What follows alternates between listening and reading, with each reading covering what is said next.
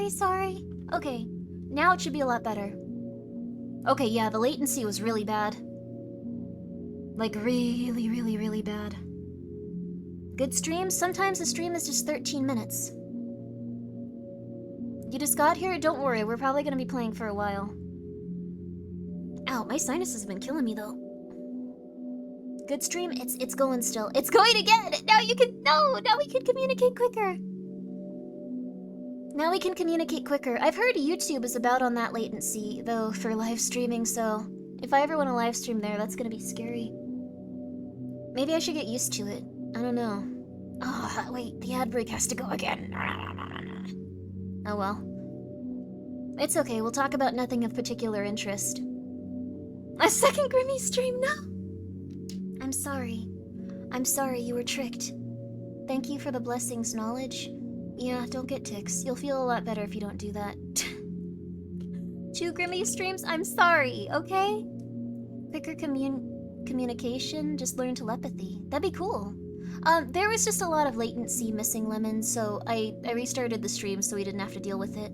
I've been trying to upload the VODs, but it takes a long time for that to, like, happen. Like, it takes a while for it to actually upload. So what usually happens is I'm uploading 1 or 2, and then I get to the time where I'm supposed to stream, and then I have to stop because they don't upload on time, and they only get to about 60% each, and then I try this every day of my life.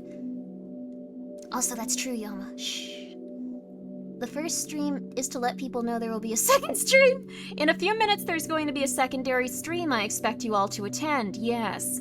I hope Grimmy 2 has a better main character like Gaspar. Let's ban this VIP for a moment, just for a little bit. Let's see. Now, Knight of Cups 777. Hello, how are you?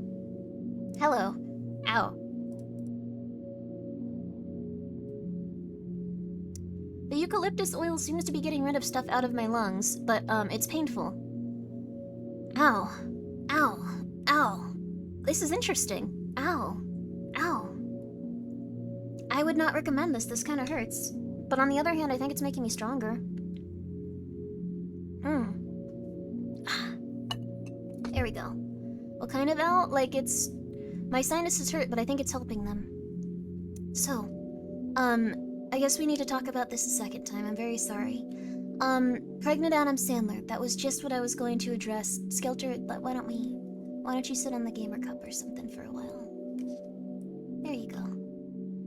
No, a little more, Skelter. A little more, Skelter. There you go. There you go. You can be by the gamer cup. Apparently 2 months. Thank you so- Oh, that's lovely! I'm so happy that you've been enjoying these 2 months. I hope that you're having a very nice night. Sorry if my energy is a little low. Kanito Pet turns out to, even if you have streamer mode engaged, it will unfortunately show your Steam friends list.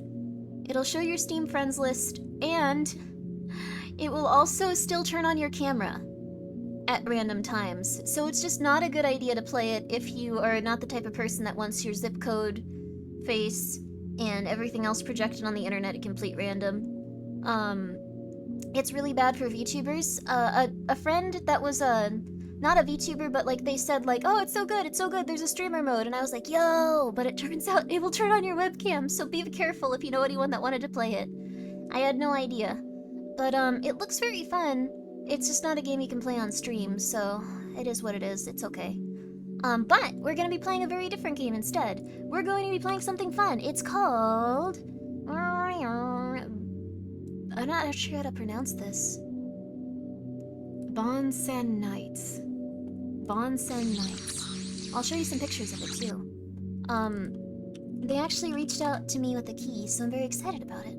Also, thank you, Raggle Flag, for so much for being here for 6 months. Oh, that's so nice of you. Thank you. And thank you, Aki. Abikiwa. Abikiwa.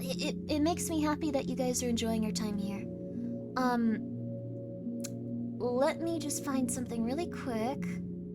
I'm trying to find this gosh darn email they sent me. Because they had some really cool screenshots of it, and I was like, whoa. I can't believe it. Let's check it out. Let's do this. Yeah, this was it. This looks really neat. This looks really neat. Here. I need to show you some screenshots. I like when places have a press kit, so this'll look really cool. It kind of looks like it's a weird noir, kind of like almost...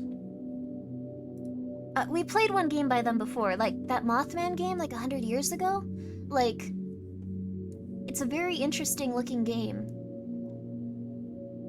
It's got a really, really, really interesting atmosphere. Also, hello, Heartman. Also, thank you very much, Gail. An interesting atmosphere we will all be attentive to. Everyone, I know that it's a nice, relaxing, warm Wednesday. But I require you to all pay attention. This is the midweek. This is when you're most likely to get into a car accident. Did you know that? Wednesday. You let down your guard.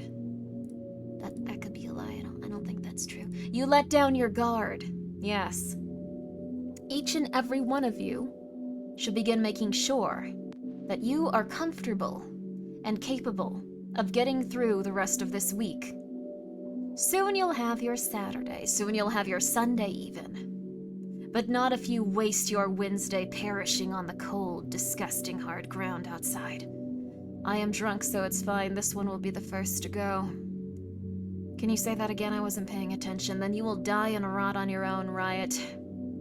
Well, this Wednesday certainly is warmer than last week, but the lake is still frozen. Have you seen some of those car accidents related to this weather? It's absurd. It's disgusting. My condolences to everyone affected by this weather. It looks horrific. I don't think they should let people go outside when this occurs. It seems like it should be a national hazard. No one knows how to drive anymore. No one knows what to do when this kind of thing happens. Everyone just gets scared. It's true. It's very true. How do I do my water bottle? One moment. There we are. I'm just going to refill this humidifier as it was giving me so much help before. I actually have a, I know that you shouldn't do this now. Apparently it can give you cancer. As everything in the world can. Hello, Shidaru. People don't know how to... I'm doing a dictator regime. I didn't mean to greet you with such malice. Hello, Shidaru. People don't know how to slow down. Visit Portland once in a rare blizzard. It was like an apocalypse. Cars smashed into poles everywhere. It's unfortunate. It's unfortunate that this is what humanity has to offer all of us, isn't it? It's hard and disgusting. Seeing each and every person not learn from their fellow man. I bet many of them crashed as they saw other people descend into poles themselves. Yes. Unfortunate. Actually, it's kind of fun, but like, have you ever like... Oh, hello, Steve. Have you ever like seen a sign that like is completely caved in? And it's just there for like years because it's still legible? Like, they're just like, well... Until someone crashes into it worse. Let's go. You get free tickets to what? Prefer eating crickets? Don't eat the crickets. Don't eat the crickets, you guys. I'm sorry. It's a cool bit. Okay, cool. Petri Haku, thank you for being here for 19 months. I will now continue with this bit. I bet they all got jealous of all the other people who crashed. Honestly, some days, don't you want to just... ram your head into a metal pole, call work, and go, I'm sorry, I'm stupid, and I don't want to come in. You're going to have to excuse me. I've caused an incredible problem for myself. Petri Haku, I hope that you're doing well, by the way. Huh. This eucalyptus is helpful. She sold out for a cup? Wait, I've never read that. She sold out for a cup. Dang. Wait, was there something I was supposed to talk about related to it? I never remember the announcements I'm supposed to do. One second. I never remember anything I'm supposed to do. Don't tell them. If you ever meet a Gamer Supps representative, say Grimmy's one of the best you have. She's always knowing what she's talking about. That was it. There's a new flavor on the 26th. Okay, there's a new flavor launch on the 26th. There, I remembered. Cool. Don't buy cricket bars. I can't stop you, but I don't think it's a good idea. I have to admit though, I never thought a fire truck could spin down a street. I kind of want to watch some of these, honestly. I kind of want to watch some of these. We should do that. I kind of... Just one or two, right? One or two wouldn't hurt you. 1 or 2's not gonna hurt you. Let's watch 1 or 2. So, oh wait. I have something I've wanted to show you guys for a while. So as you know, on Twitter, if you don't use Twitter, congratulations, you probably don't feel like you're dying every second. For some reason, it's had untold miserable consequences on all of humanity. Good for you. Good for you. I wanted to show you some of the Oblivion. I wanted to show you some of the Oblivion stuff that they've been doing. Let's step into this other room real fast. What? Come here, Skelter. Yeah, there you go. There you go. There you go. Come on. There you go, buddy. You can sit down. I have Twitter blocked on my computer. Good for you. It just causes problems. I have like 4 tabs of Twitter open. I don't even look at it that often. It just hurts me. It just hurts you for no reason. There, I'm closing all these. I'm closing all these. I don't need you. I don't need you. I don't need you. I don't need you. There we go. I don't need you. I only need Oblivion. So I'm gonna show you some of these little Oblivions. I think you'll quite enjoy it. I have to make sure that I turn it off each time because sometimes on Twitter people just decide to post an incredibly uncomfortable amount of genitals at random. Like even on things where it's just like, look at this nice picture. Sometimes people decide to do that and Twitch will be very upset, so sorry about that. Sorry about that. Twitter has gotten immeasurably worse. Well, it's because Twitter now operates in such a messed up way. They'll just blast, yep. Some people, like, good for everyone that wants to do that. But sometimes it'll just be like, hey, look at this thread of cute kittens. And then it'll be like, I am the sexiest woman ever and I will talk to you. Come check out my OnlyFans. And then a bunch of stuff. I like cute kittens. Yay, that's nice. I just like Twitter, but many of the people I follow are still on there. That's fair. I used to have my Twitter be better, but you want to know what happened? How do I put it? Never look at hidden replies. Yeah, okay. Here's what happened with Twitter. People learn that if you say the most outlandish and annoying things, you could make money from it, because now you get money if you have enough people view your tweet. It's not about like, oh my god, wow. People are viewing my tweet, wow, like, I don't get anything unless they like it or if they agree with me. Now if someone just sees your tweet, you can get money from it, like if you're opted into the ad stuff. So if you're generating traffic for Twitter, it's just like, yeah, hey, come on, why not? You know, I know it's a strong opinion. But I love AI generation, and I think it should be used specifically to kill babies. I just can't get enough of it. Here's some AI generation I've made with all of your favorite artists' work, specifically to make pictures of them killing babies. Yes, the artists themselves. I generated them and killing babies. Yes, this is, I believe, what humanity needs. Like, it's what we're like, if you post that on Twitter, and everyone goes, I hate you, I hate you, I hate you, I hate you, you'll make money. You'll make money. So finally someone was brave enough to say it.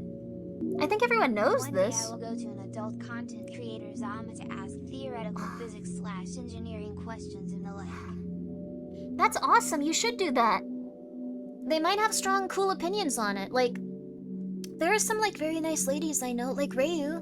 She is very, very intelligent. She could solve most of the world's problems. Sorry, this eucalyptus is making me feel a lot better. I feel like a million times better. Apparently you can't, like, inhale eucalyptus near cats, though. They're apparently very allergic to it. Wow, my sinuses feel good. What'd they put in this stuff?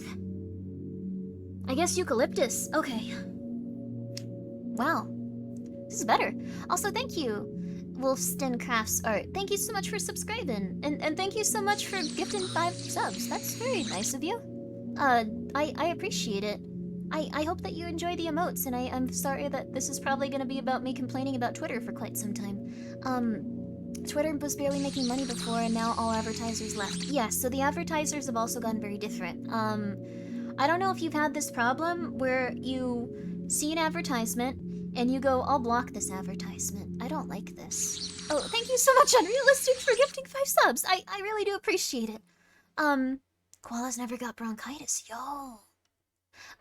Thank you very much. I'll thank you more significantly in just a moment, but it's kind of interesting. Like,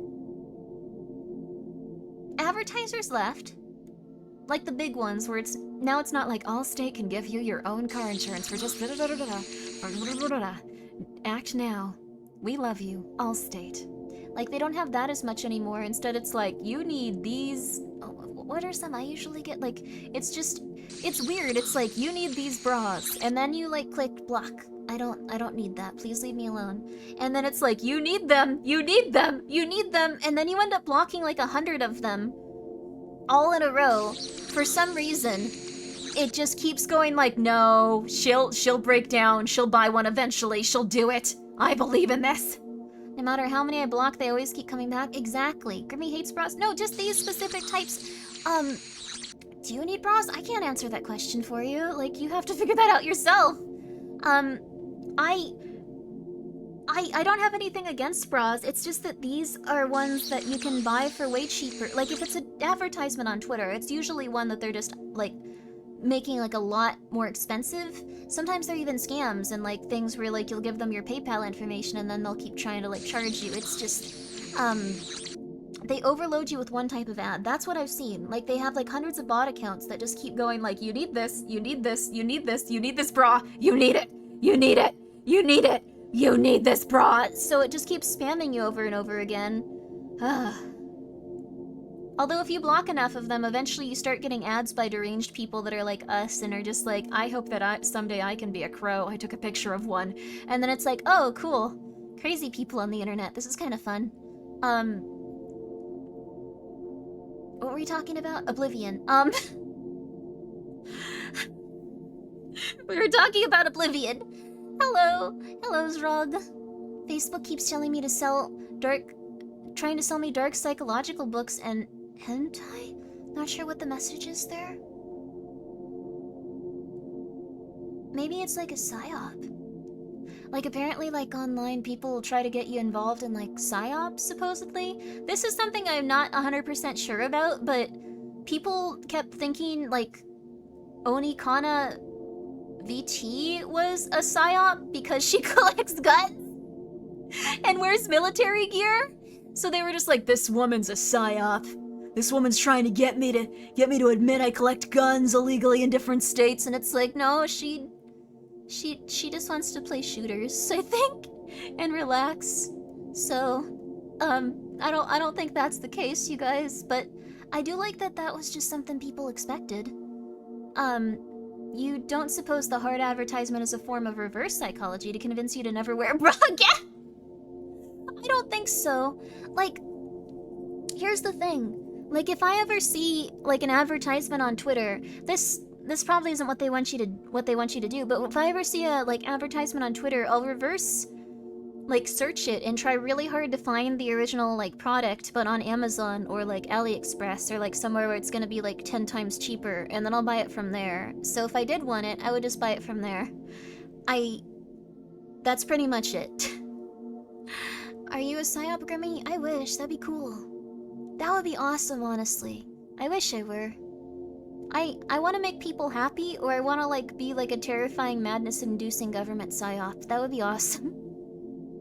Are you a tulpa? No. I stopped doing the tulpa thing, by the way. You guys told me not to, and I was like, okay, well, then maybe this is a bit pathetic. You're a smart shopper. I like you. I like that sentence. Thank you for that punctuation and that emote. Thank you, Heartman. That makes it feel just so, like, oh, you're a smart shopper. I like you. Like, that's how I feel like it's said. Like, it's so well crafted for a sentence on the internet through text. Like, it has so much. Wait, someone thought Hololive was created by the Illuminati?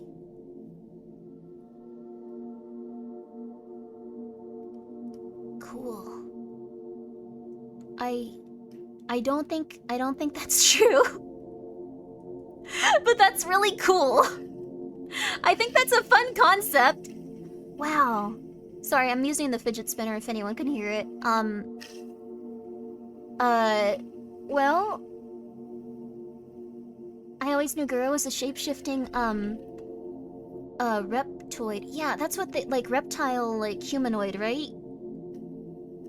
How can you prove Hololive wasn't made to drive the birth rate down? I don't think they want to do that. Like, I think all the Hololive ladies are nice. I think they want people to go outside and make friends, but they're also just like, well, people need some entertainment. People need some entertainment every once in a while. You don't want to do that every day. People are annoying. That's how they probably feel. Fidget spinner go burr. I made this. Thank you, Riot. I made this. Yeah. I feel really good about it. Like, it's very... Okay, sorry. Wait. I completely got off topic. So, Oblivion. Oblivion is the game that came before Skyrim. It was made like 100 years ago. Like, what, like 20? 20 years ago, I think? Like a crazy amount of time. Skyrim 4, yes. Came out in 2006, so 18 years ago. Came out 18 years ago. I thought Oblivion was off topic. We're talking about Pumpkin. How's Pumpkin doing? Pumpkin? She's somewhere around here. Also, I do. Has it really been that long? Oh boy, yes, it has been 18 years. If you played Oblivion when it came out, there have been 18 years of life between you and Oblivion since that time. Not to make you scared, but Oblivion is a very interesting and fun game. It's very one of a kind in the sense that it was very... They kind of had to just... Okay. I don't think... I could be wrong, I'm not 100% sure, but I don't think it was at a time where developers, like, patched games quite as much. Like, now, like, it's just like, oh, this is really broken, I'm gonna patch this. Like, I think it was, like, before that. So you have some very interesting things that have just never been fixed. Ever. Ever. Like, they still kind of have just issues going on. If they had to break it over and over till it... Okay, yeah, they had to break it over and over till it worked, that makes sense. Oblivion launch was an absolute major crud fest. We got fixes via DLC. Okay, that makes sense. So you'd have to, like, download a patch and apply it yourself. Well, the thing is... They, Oh, that's what I was talking about. Like, Well, you'll see, but, like, essentially... Here... Oblivion had some very interesting glitches. Also, thank you so much, Dawaradino. Thank you so much for subscribing with your Prime. I appreciate that. Oblivion had some very interesting glitches. And I wanted to show you some of them because someone made a thread on Twitter, and I love it. I really love it. So it's very important you see this now. It's very important. Alright, let me show you.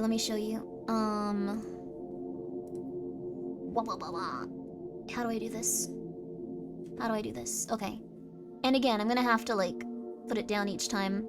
So this is Oblivion. And this is one of Oblivion's many glitches. Oh, actually, you know what? I realized I have to turn off the music. I realized I have to turn off the music to get the full effect. Okay. Alright, so let's take a look at this.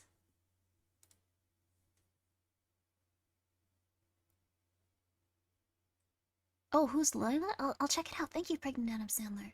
I've heard about it. I've heard it's very good. Alright, everyone. I trust you have a good reason for interrupting me. Pay the court a fine or serve your sentence. I trust you have a good reason for interrupting me.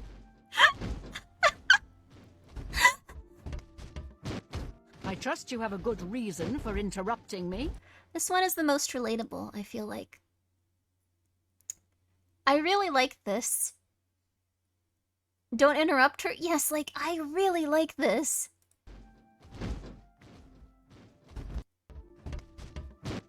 I trust you have a good reason for interrupting me. It's the grimmi loading screen. Sometimes you just feel like that, you know? Sometimes you just don't feel good and you gotta, like, writhe around on the floor like a weird animal, you know? It is what it is. Like, This one's another good one. I wanted to show you guys these so badly, and I was running out of time before because okay, here. I might need to step out of the way of this one. Okay. I think it'll help. I think I'll just go. Okay, here.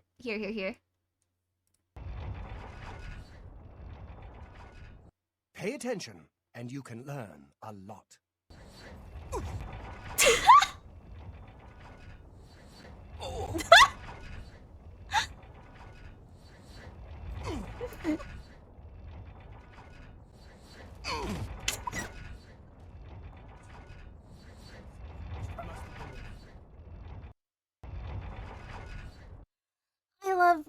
I love Oblivion too.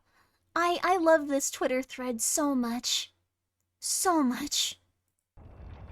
One more time. Pay attention, and you can learn a lot.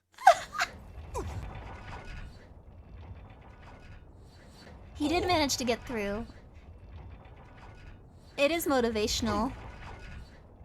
I just...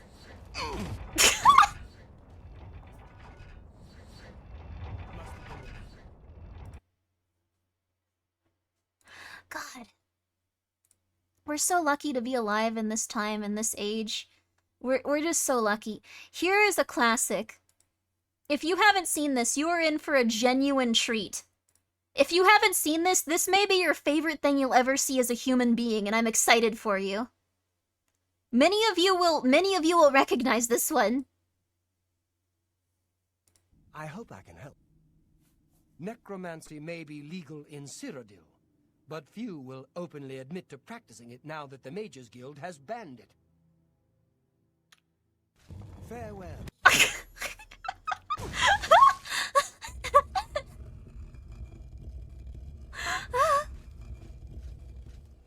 May you rest in peace.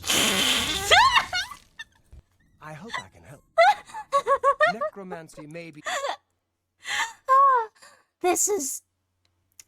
Oblivion was an amazing game. Look at this.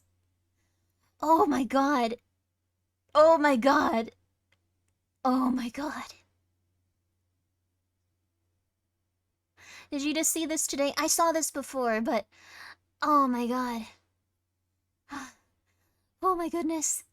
I love Oblivion glitches. They're really good. Illegal in Cyrodiil, but few will openly admit to practicing One it now more that time. the Mages Guild has banned it. Farewell.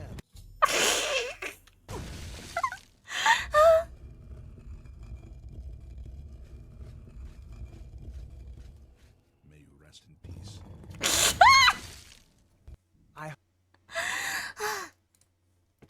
Okay. It's just... It's a hard act to follow, though. It's a hard act to follow.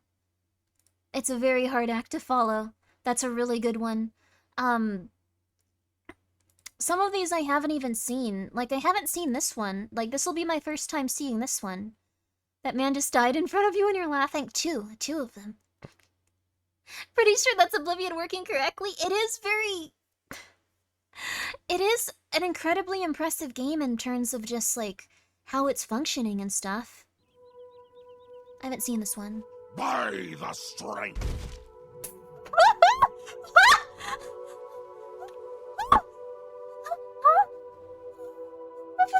By the strength. By the strength. By the strength. One of the mightiest knights of my day. And guidance of the Nine. Who...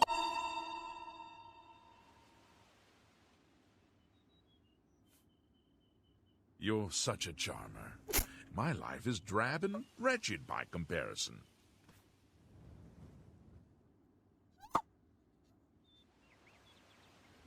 I'm yours to command, Sir Knight.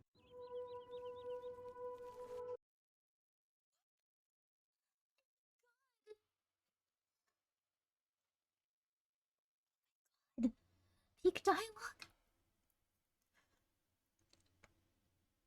How can you even get a video game to do this? What had to go wrong? with the video game to make these things occur in sequence? I really want to know. I really want to know. What do you do? What do you have to do? I prefer Skyrim over Oblivion. I feel like Skyrim is a little bit better. That is, when you're looking at this, that's... Skyrim seems a lot more playable, for sure. I think this is a real AI's first attempt at making a game. It feels very strange. I feel like the person for this one probably used some exploits, possibly. This one might have been made on purpose. Maybe. How would you do this? What happened here? Check it out. By the strength.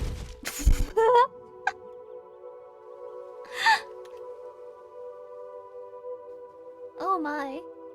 By the strength. Oh my. By the strength. By Console the command? strength. One of the mightiest knights of my day. And guidance of the Nine. Who...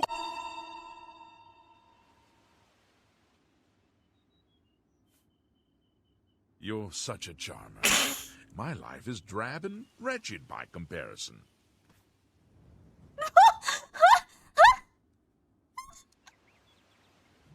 I'm yours to command, Sir Knight. Oh my goodness. No, turn off. I liked that one.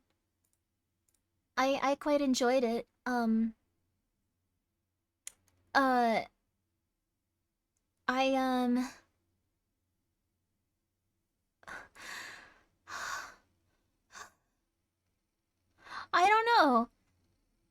don't know.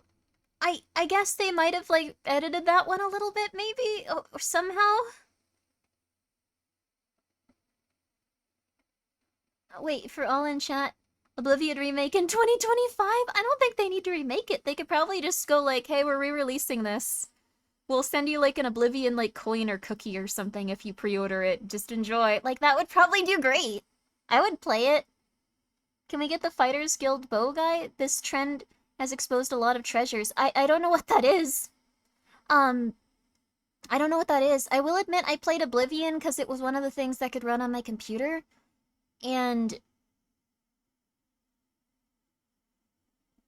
oh, embarrassing. Wait, I could say something very embarrassing. I didn't download, like, sexy mods or anything, but I did download one thing that was very embarrassing. I'm gonna see if they have it up still, actually.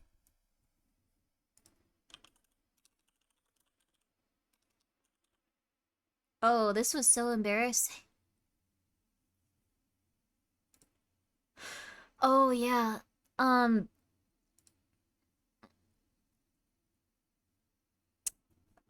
Horse armor? Girl bikinis or chickens? Did they have chickens in Oblivion? She downloaded us? No! You're not embarrassing? There's already a team remaking Oblivion in Skyrim's engine. That's awesome. I downloaded a mod called Ruined Tale's Tale, and it was an extremely edgy... it was an extremely edgy companion mod. Oh. About an Argonian assassin that you befriend and are friends with, and, like, you can teach him how to be good or teach him how to be worse. I really liked... It was also a romance mod if you wanted it to be, and I think I did go out with the Argonian. I feel very silly like, really silly remembering that. Did you make him worse? No, I'd ever tried to make anyone worse. It was a fella. It was a fella Argonian, I think. All I heard coming in is your embarrassing. I'm sorry, can you please? No. Ah! I'm downloading and playing this the moment the stream ends. You might enjoy it. He was an assassin, and I was like, I'll be a part of the Assassin's Guild, and we'll be assassins together. I feel dumb. I feel quite silly. I feel quite silly. Let's watch another of these and pretend that I said that. Okay.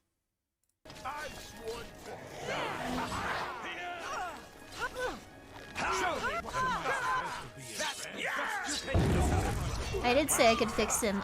I don't think I did though. I was really sad. I like it here. What? People are very friendly.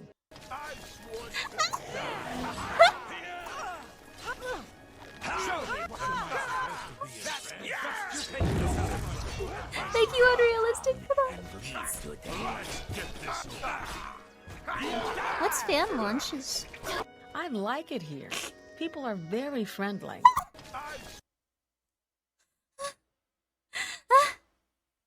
I like it here. People are very friendly. Oh no. Oh, thank you so much, UNSC Saratoga. Been gut punched with bad news? Oh no, I hope that you can feel very better soon. Thank you so much for coming by, and thank you for subscribing. You'll get through it in due time. Also thank you, Unrealistic, for the 100 bits before. Stop, you violated the law. Pay the court fine or serve your sentence. I like that. I like that quote. I love how she has her hands up when she gets up. Oh, what's this? What's this?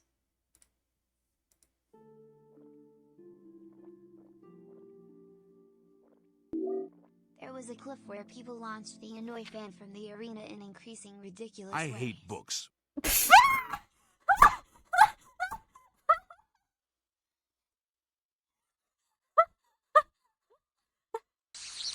My goodness.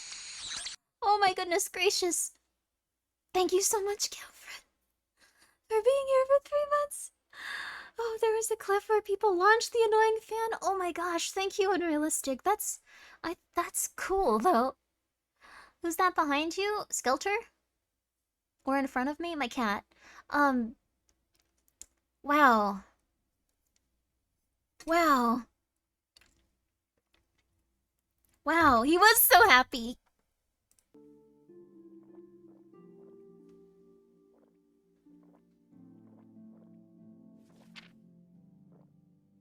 I hate books. Oh my goodness gracious. Oh my goodness gracious. I hate books. Like, it's very clean, you know? It feels very right. It feels very clean. I hate books. Like, just immediately. I hate books. Well, okay. Who reads like this? He does. He hates books. Let's see. This one I haven't seen either. This one I haven't seen either, so let's check it out. Looking for a room? My mother? No!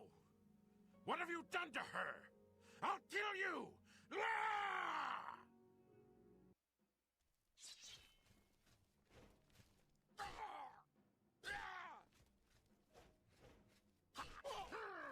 He was here a second ago.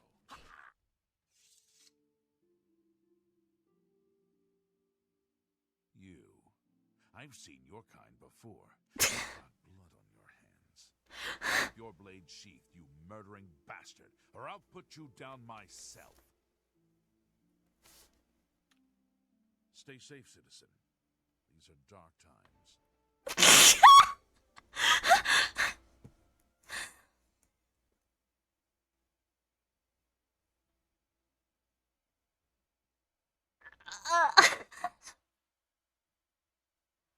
Oh my goodness gracious. Oh my goodness gracious. I want to pass out. Oh my god. He kept an assault from happening, good guard. He just...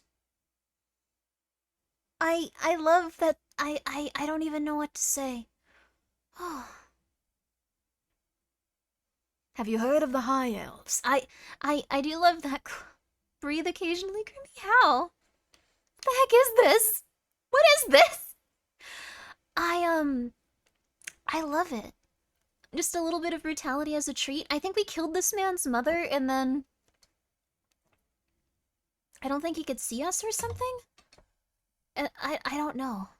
Oblivion stream went? Oblivion will never be as funny as this. Like... It'll never be as funny. Let's see. What's this one? Okay. Sorry, we're gonna go through these for a while, then we'll start the game. Oh my.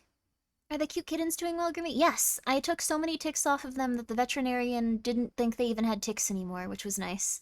So they are pretty much 100% tick-free, and they have tick and flea medicine now, so they're good. They are A-okay. Did anyone duplicate the poison apples and just drop them literally in every guard's pocket? Oh no!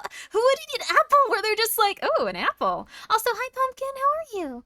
Pumpkin Potion, how are you? I hope that you're doing very well. We're gonna be playing a fun horror game tonight. Guys, go and check out Pumpkin Potion. I voted for you for the streaming awards for a couple of categories. She's very talented, you guys. Go check her out. I hope you're doing amazing. I'm doing very, very good. I'm very excited. I'm just chilling and playing a lot of fun horror games today. Let's watch this one though. So, oh yeah, oh heck yeah, I did. I hope that you get in. I nominated you for a few categories. I'm actually not sure when they're gonna have the category announcements out. Like, I don't know how those awards work. I don't know what day they'll talk about it, like, at all. I just kind of voted and forgot about it. Uh-oh. Uh-oh. I don't have any idea either. Oh, no. Well, it's okay. It'll be a happy surprise if it happens. I don't remember what happened when you put stolen items in their pocket. I think they ate them eventually. They'd go like, oh, a precious little pie for me? And then they'd pull it out and they'd eat it. I nominated Grimmy for Best Minecraft Streamer. Uh-oh. I don't play Minecraft on stream because I assume you guys would want me to die. Like, I play Minecraft in such a, like, frustrating way that, like, I streamed it to some of my friends a few times and they'd just be like, you do not know how to play this. You do everything extremely inefficiently. You do not know how to play this. I liked it, though. I liked it.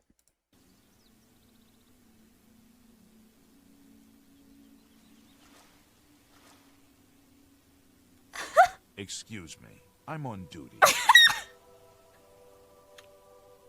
Farewell, citizen.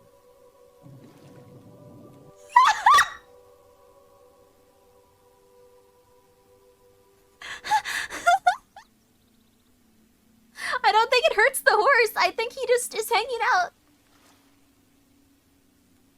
Excuse me, I'm on duty. Farewell, citizen.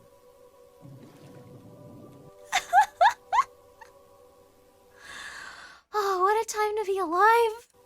What a time to be alive. Here's an oldie but goodie. You guys will like this one, I think. Oh my goodness. Thieves broke into the Arcane University, the Imperial Legion compound, and the temple all on the same night.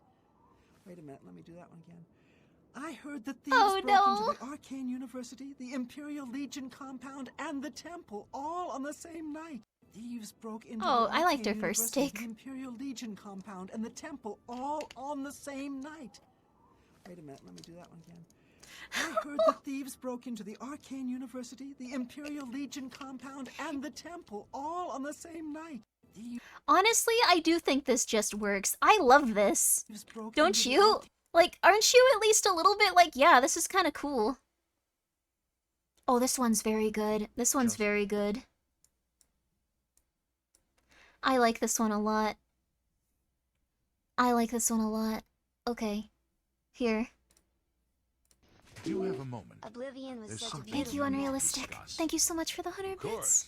What troubles you? I wish Starfield were more like His this. security, I mean. I'm just not sure we're doing enough. He's the last of the Septim line. His death would spell our doom. I've come to value your judgment and your experience. Your wisdom does us all a great service. What concerns one of us concerns all of us. We are blades, after all. It's pretty clear, isn't it? We failed once. We must not fail again. But let us discuss this no more. Come what may, the blades will stand ready. May Talos guide you. You have a moment.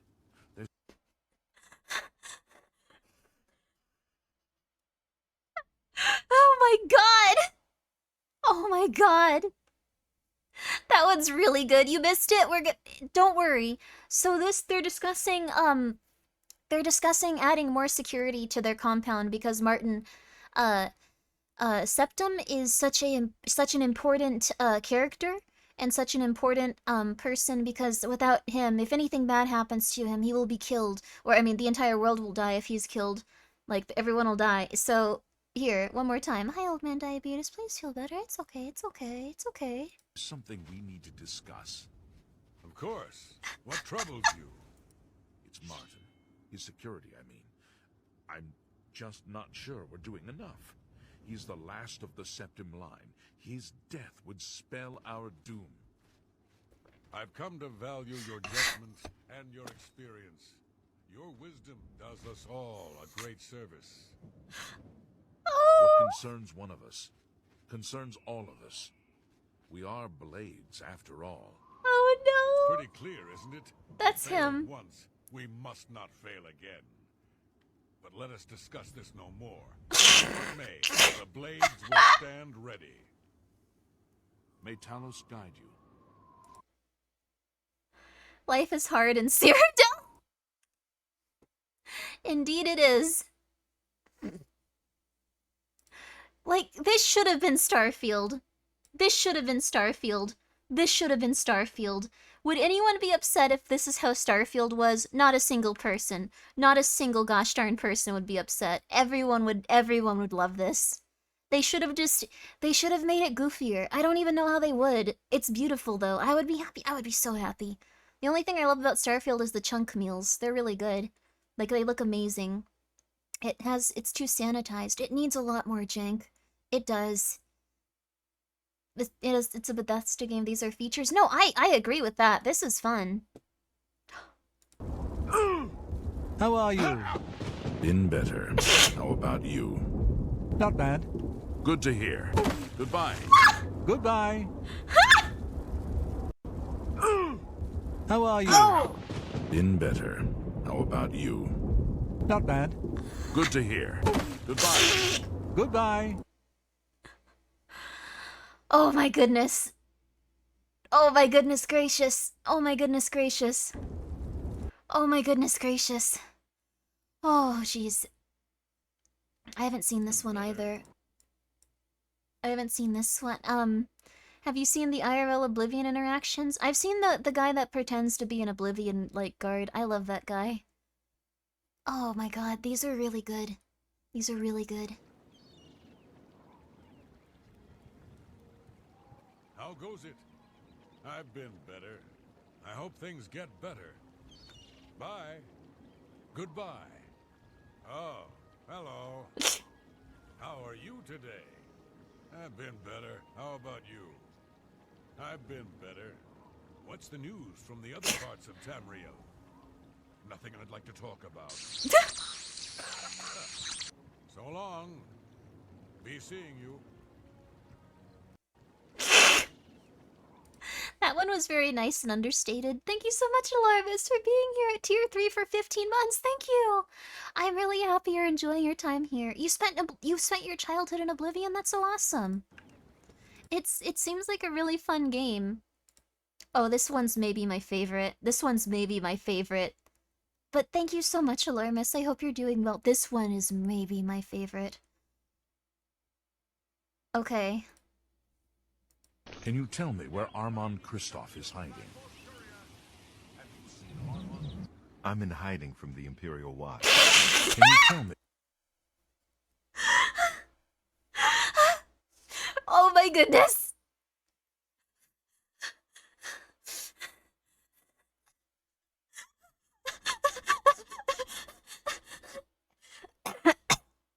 I'm gonna die. Oh my god. Oh my goodness gracious. Oh my goodness gracious.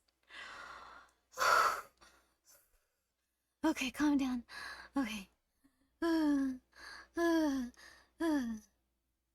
Okay. That one's my favorite. That one's my favorite. I really like it because it's just so many things had to go wrong with the game for this to occur.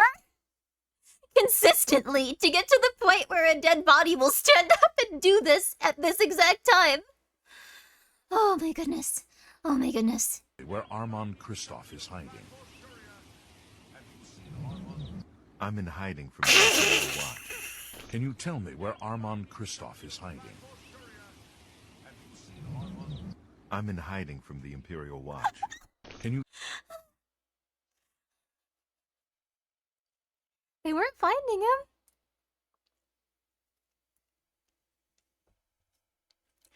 I'm in hiding from the Imperial Watch. Oh my god. Oh my god.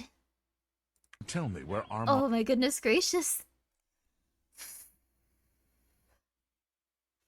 Oh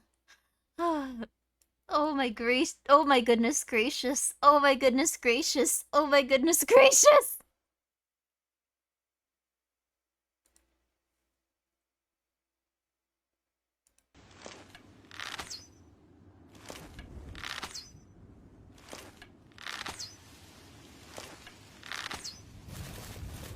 I hate my life.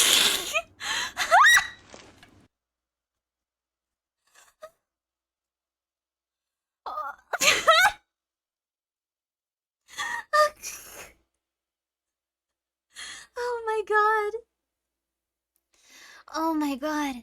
Oh my goodness. Oh my god. Oh my goodness. Oh my goodness. Ooh. Ooh. Ooh. Wow. Okay.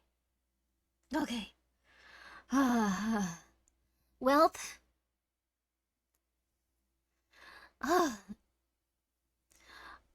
I don't know if this was supposed to occur. I think there's just happy little accidents that happen. Like, if millions of people play it, occasionally you get...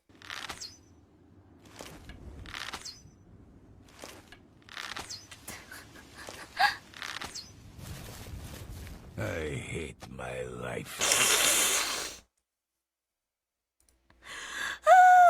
Oh my goodness!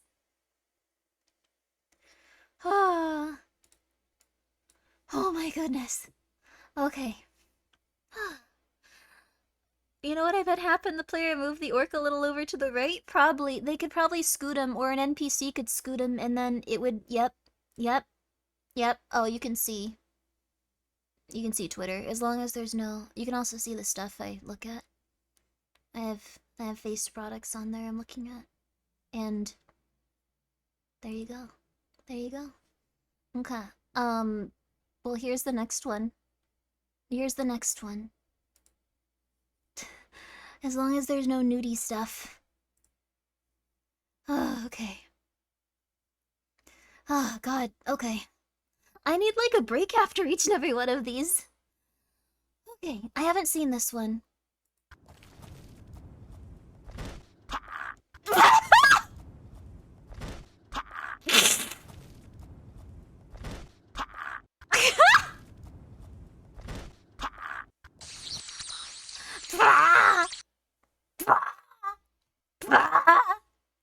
Oh my god. Hi, Chromatica. Thank you so much for being here for 21 months. I hope you're having a wonderful night too. It's more people have been playing this game for so long they've instinctively learned how to trigger wild interactions. That could also be it. Like, they'd know that this guy isn't gonna die and he's gonna rise out of his grave and, like, go crazy. Oh. Oh my god. I...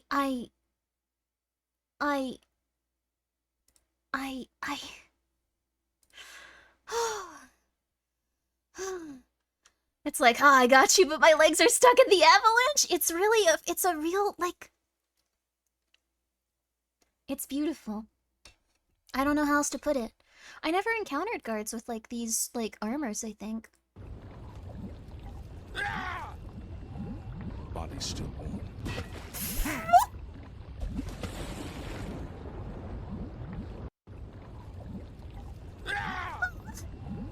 Body still warm.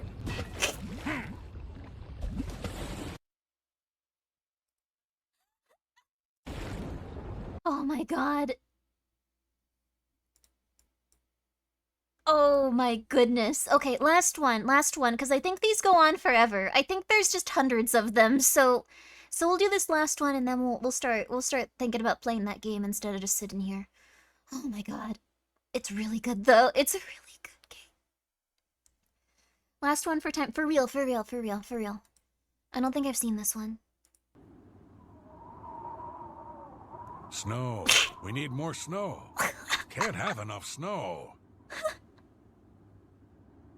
Indeed. Snow. We need more snow. Can't have enough snow. Indeed. Snow. We need more snow. Can't have enough snow. Indeed. That like smug kind of like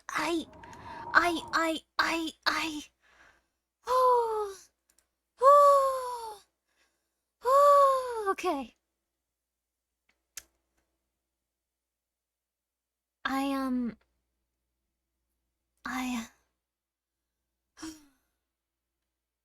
One more. This is worth it. One more.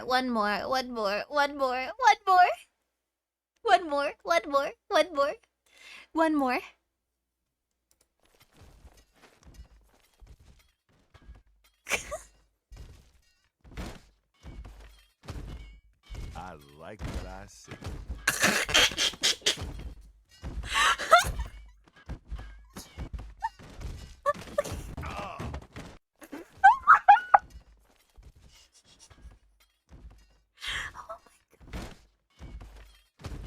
Oh my. I like what I see.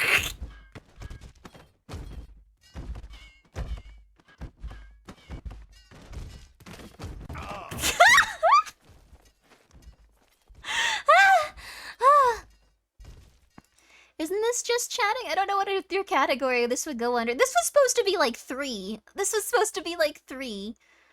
Okay. We have to stop or this will be the next 6 hours of this. Oh my goodness.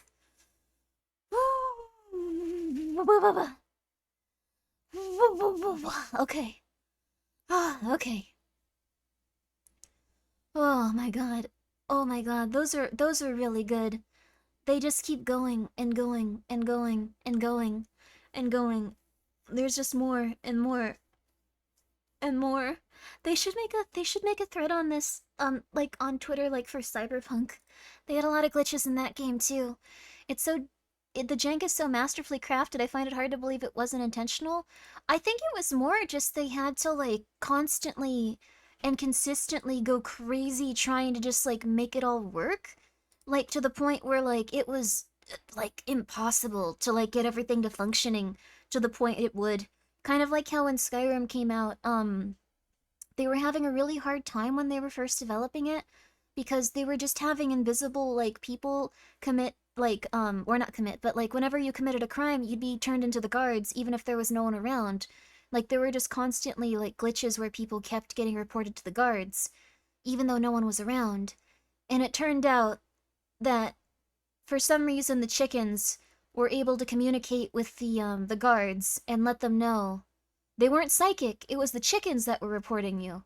So if the chickens saw you commit a crime in Skyrim, or horses, they would go to the guards and tell them. That's awesome! That was all, they could not communicate with anyone else, it wasn't intentional. I thought that was awesome, I didn't want them to fix that. Who would? That's awesome.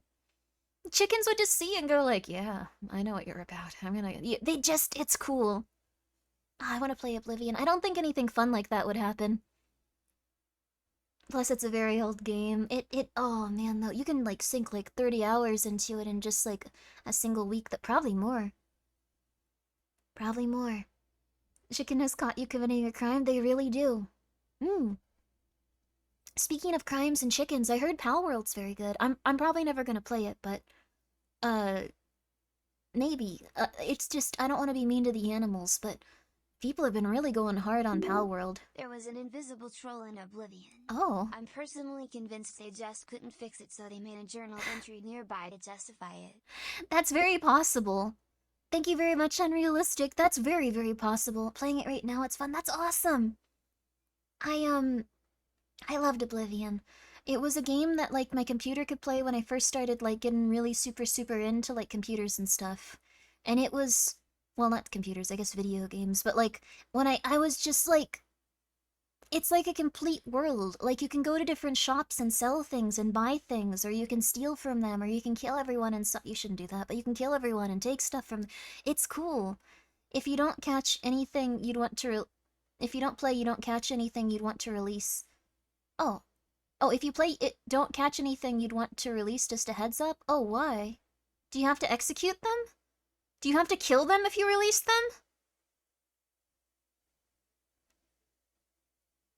Uh-oh. Butchering them? You have to butcher your little Pokemon guy? I'm sorry, Pal World guys?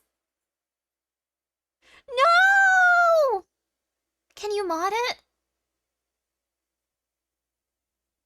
Can you mod it? I would be very careful then. I would make sure that it was a utopia, the best I could do. It would be as much of a utopia as I could do. That's so sad.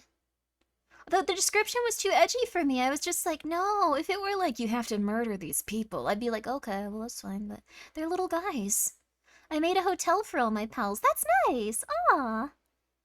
Or you can wait, you can enslave humans? That's intense.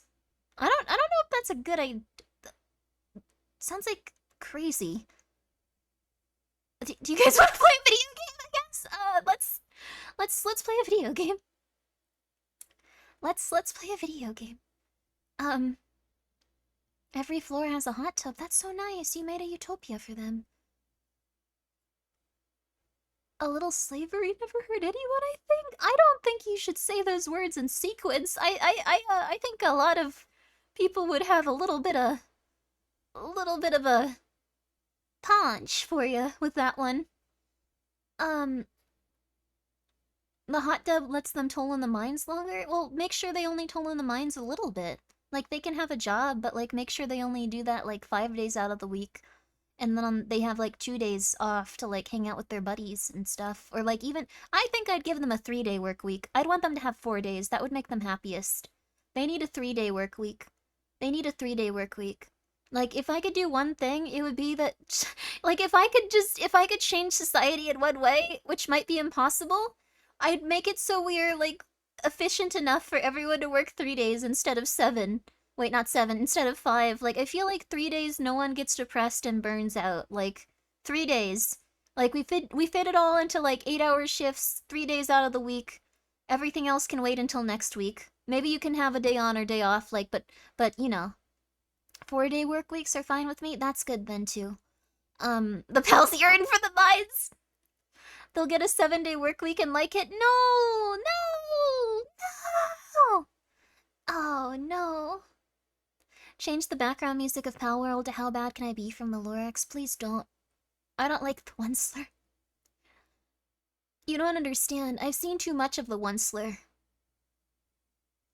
The One Slur was a very popular character with a lot of people I knew, and a lot of people online, during a time where I didn't like seeing the way that they looked at the One Slur, and the many One Slurs they created to talk to the One Slur.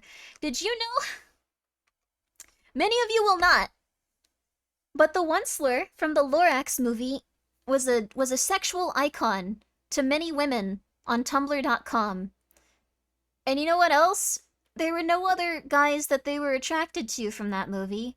Because, like, one was, like, pretty much like a carpet or something. And so what happened is they started making different One Slurs to interact with each other. You did know about that, sadly. Sounds like Tumblr for ya? I think it's cool that people express themselves in such a way, and, like, it's interesting. Like, I think it's cool that they express themselves in such a way. I think it's cool that, like, they work hard and, like, they develop their creative writing skills and stuff like that. No, it's just the same person. It's just the same person. Like, it's literally the same person. So it's nothing immoral. It's just a little weird. It's just a little weird. Isn't that still that? No, it's just literally the same person. So, like, it's just the same exact person, but they give them different personality traits. Like, one could be like punk Onceler, one could be like softer, nicer Onceler. Onceler just mean, Onceler good, Onceler bad, Onceler with like, I don't know, like that's a werewolf. Like, yeah, like the AU Sanses. Yes, there are also AU Sanses on Tumblr. That came later, I think. Sounds incredibly on brand considering they did the same thing to Undertale. Yes. Even when they had other characters to interact with. It's because Sans was so deep as a character. Unironically, you want to know what's crazy? I played Undertale when it came out. I played Undertale when it came out and I loved it. But you want to know what happened? Like a week later, like it went from like, oh my god, we love these characters. Oh my god, this is so cool. Wow, wow, wow, wow, that's so cool. And a week later, people were like, huh, Sans is really crazy. And everyone was like, what are you talking about? Like, it's crazy to think there was a time before people figured out the, like, Megalovania stuff. But there was a time where it first came out and no one knew about that. For, like, a week straight, and everyone was like, oh my god, wow. And people liked Papyrus more, even. Like, I remember people were way more into Papyrus. And then they found out that Sans was, like, a time-traveling, dimension-traveling, like, super, like, edgy, like, crazy guy. And they were like, oh my god, oh my god, oh my god, I love him. Oh my god, oh my god, oh my god. Papyrus is still cool. Yeah, I like Papyrus more than Sans. I like Papyrus a lot. They're probably my favorite character in Undertale. Like, I think they're just... How'd I put it?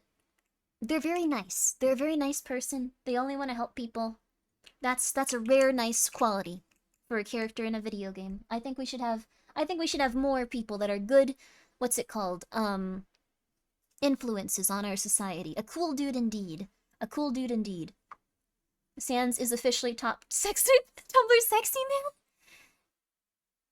Did you know the guy that... Okay. I'm so sorry about this. I'm so sorry. We're gonna play the video game. Right after this. Toby Fox recently made a drawing. He recently made a drawing. I'll put it on screen so you guys can see it. Here you go. This is important, please. This is important. Toby Fox drew this. Toby Fox drew this.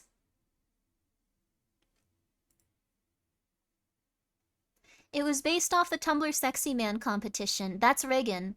So what happened was Sans won Best Tumblr Sexy Man.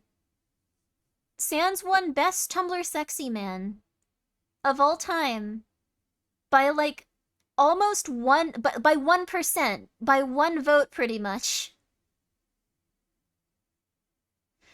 And Reagan lost.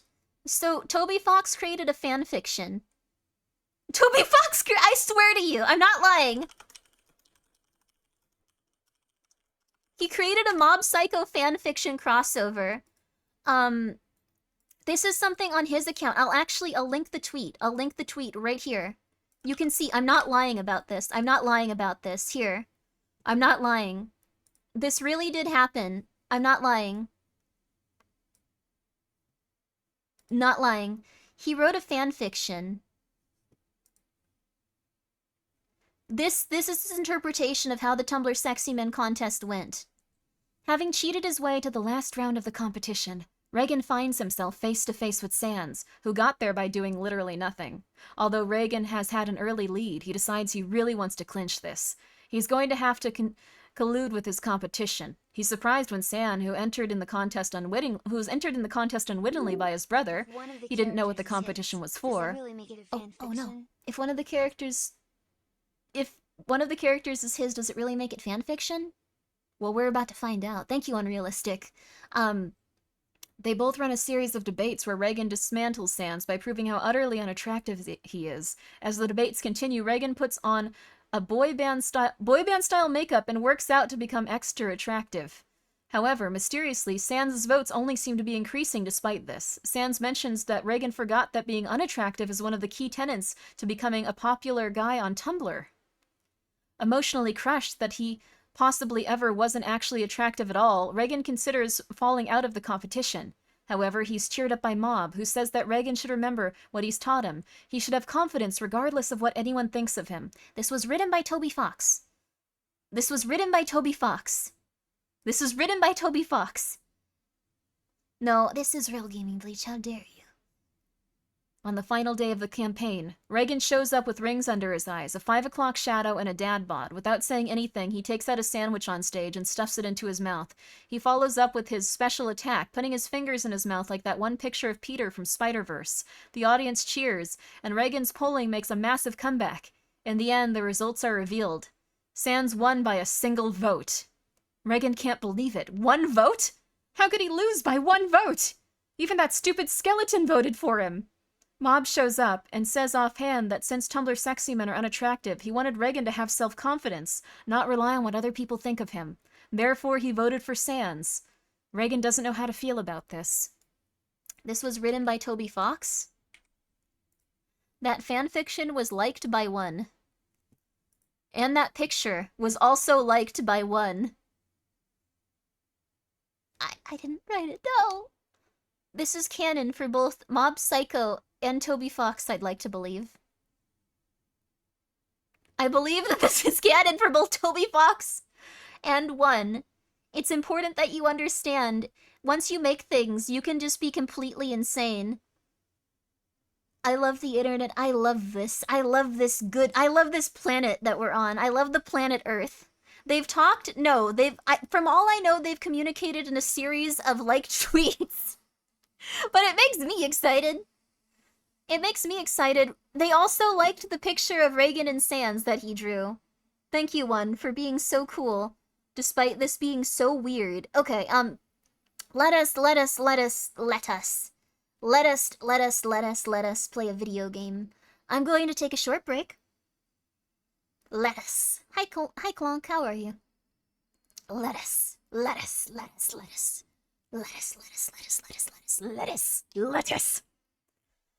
If it isn't Saucy Jack! I don't know why I wanted to say that. We need to play Revengeance. I still haven't beaten that. That'll be interesting. I've seen a lot of cutscenes with him going, well, if it isn't Saucy Jack! And just going like, I'm cool. And then he just starts beating people up. That character's incredible. Are you gonna eat more lettuce? Lettuce! Yeah.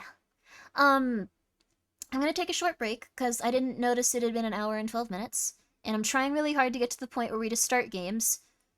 And maybe in like 6 months I'll be able to do that. Like, maybe in like 6 months I'll get to the point where it'll be like, hello, hi, okay, 5 minutes of talking, okay, playing video game. I've been trying really hard, like I'm not just making a joke of it. So, don't laugh at me. How dare you? How dare you? You're rude. How dare you? How dare you, Godfather? How dare you? I am gonna go and I guess probably get some more water, use the like weird little thing for my sinuses a little more, and then I'm going to paunch up the game, and we're going to play Bon Sen Nights, and it looks very neat. So I'm actually very excited about this one. So I wasn't even upset I had to cancel the other game that would do its best to try to dox me. I'll be right back. I'll be right back. I'll be right back. Wah, wah, wah, wah.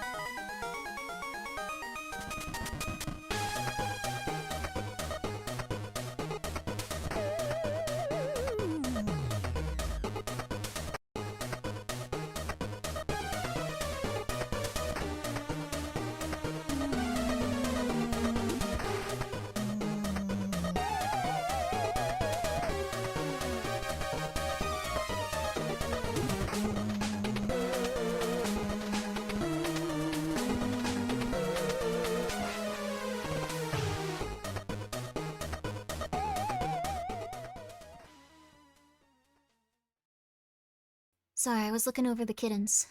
They look really good. They scared the crud out of me, but they look actually really healthy and happy now. You have no idea how much they stressed me out. They looked like they were dying for a little bit, one of them, and I was having a McFlipping meltdown. But we're okay. Yeah. Okay, let me get my... Let me get a little bit of this.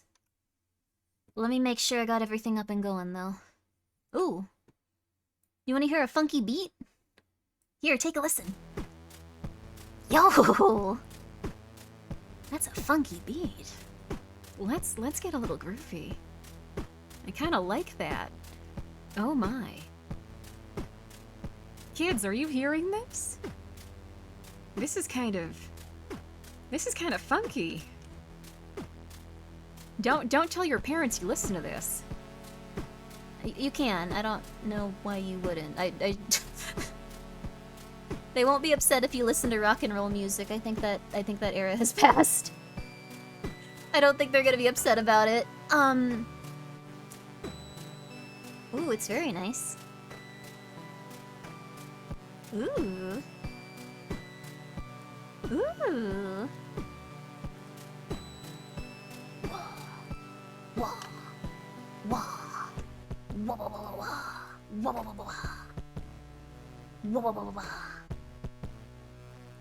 Okay. Alright. So this game was, I will say that I was given a key for it, but I've played these guys' games in the past. And I did actually really enjoy them, so... Oh, let me... I'm gonna go over here. I have played these guys' games in the past, so... I enjoyed it, though I don't know what is going to... like... be in this one? I don't know if there's gonna be like something terrifying or like weird, since I don't know, I have no spoilers for it, I don't know anything that's going on in it, so my apologies if it has like some very weird stuff in it. You played this during Next Fest. Oh, that's lovely! I hope it was good. What game was trying to dox you, by the way? That was, Kanito Pet? Kanito Pet. So if you want to play Kanito Pet, it wasn't just that it was going to dox me, it's that it has your friend's Steam list up on screen the whole time, and I don't think my friends would have appreciated that, since some of them are streamers that don't want that to be displayed. This is not sponsored, no. They just went like, would you like a key? You seem like you'd be the type that might like a key. You seem like you play this type of stuff. Is this up your alley? And I went, yeah, can I have a key? And they went, okay, here you go. Hi, Manapots. Thank you so much for subscribing. You know what? I didn't think Unrealistic, and I didn't think... Oh, this nice young man that came by. I'm so sorry. Let's see here. Wollstonecraft Arts. Thank you so much for gifting 5 subs. Thank you so much, Wollstonecraft Arts, for gifting a sub. Thank you so much, Wollstonecraft Arts, for gifting 2 subs. Thank you so much, Wollstonecraft Arts, for gifting 3 subs. Thank you so much, Wollstonecraft Arts, for gifting 4 subs. And thank you so much, Wollstonecraft Arts, for gifting... Arts. For gifting 5 subs. Thank you. And Unrealistic, thank you so much for gifting 5 subs too. I really do appreciate that. Thank you so much, Unrealistic, for gifting a sub. And thank you so much, Unrealistic, for gifting 2 subs. And thank you so much, Unrealistic, for gifting 3 subs. And thank you so much, Unrealistic, for gifting 4 subs. And thank you so much, Unrealistic, for gifting 5 subs. I appreciate it, but please make sure you guys are taking care of yourselves. Thank you so much. Thank you so much. So again, I don't know what's gonna be in this game. It might be crazy. It might be weird. Is there anything else I need to talk about? If you want to look at computer cases or computers, please check out Ironside. If you want to drink gamer subs, you can use code grimmi to get 10% off. And they sold out of the Sexy Lady Cup that was currently out right now, though, so... I don't know. That's... It was a very sexy cup. Although, I don't know, like... The barista one? No, there was a sexier... I'm not gonna stop the stream and do that to anyone that's just like, oh cool, the game's starting. Just like, oh no it's not. Okay, we're here forever, aren't we? Okay. The skater girl was really good. Thank you so much. Nox Uggs.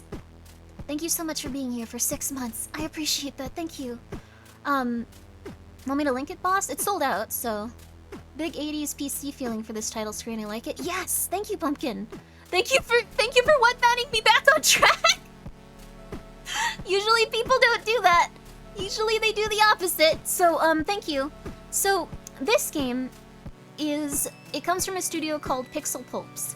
So what these are supposed to represent are pulp novels that are all in the style of, like, kind of like 80s old computer games. Like, they're really neat. Like, they all have a different type of, like, style, too. Like, the one we played last time I think was very green and, like, black. This one's very, like, red and pink, so it's really neat in that regard. They have, like, very intense, like, stylistic choices for each one. And behind me is a cigarette.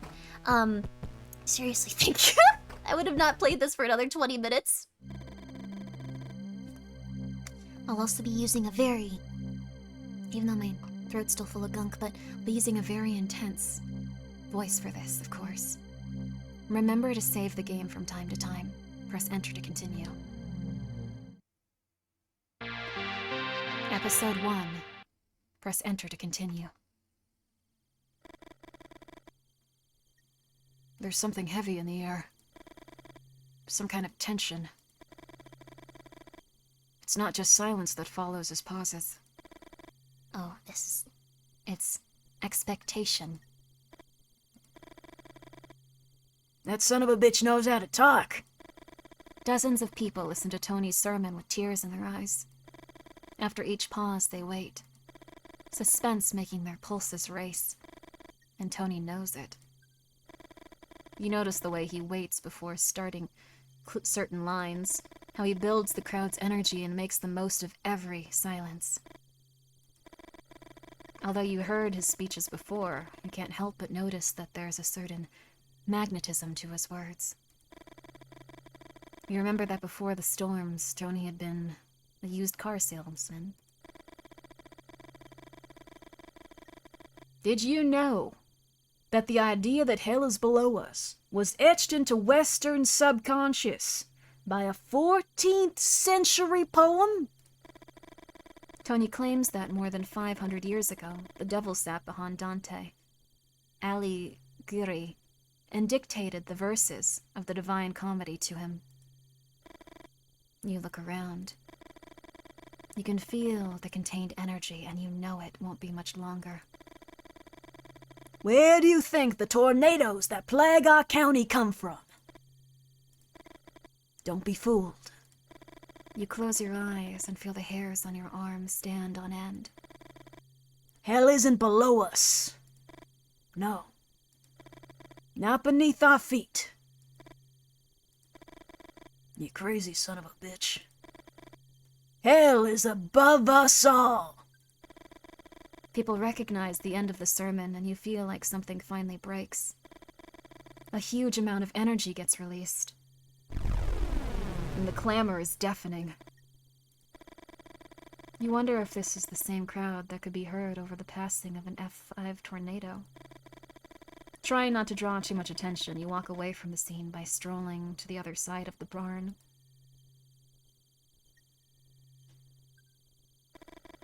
You light a cigarette and take a few drags.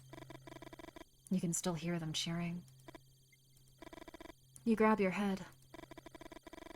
What were you thinking? You didn't infiltrate the Bonsen Knights to analyze their leader's sermons. You need to know what happened to Capra. You think of your partner, of the work at the agency, all the beers you shared. Capra is the godfather of your 3-year-old daughter. The day she was born, he promised that whatever happened to you, he would be there for her. You feel an emptiness in your stomach and try to think of something else. I can't understand why you smoke that brand, Boulder. Tony. You're startled back into the present. You didn't hear him coming. I needed some air. Here. Grab the keys. Tony shakes the keychain close to your face. You don't really seem to have a choice and grab the keys. Is there something wrong with my Sierra? No, it's not that. Today's sermon was intense. I need you to drive me in my Sierra. What about mine? Should I leave it here?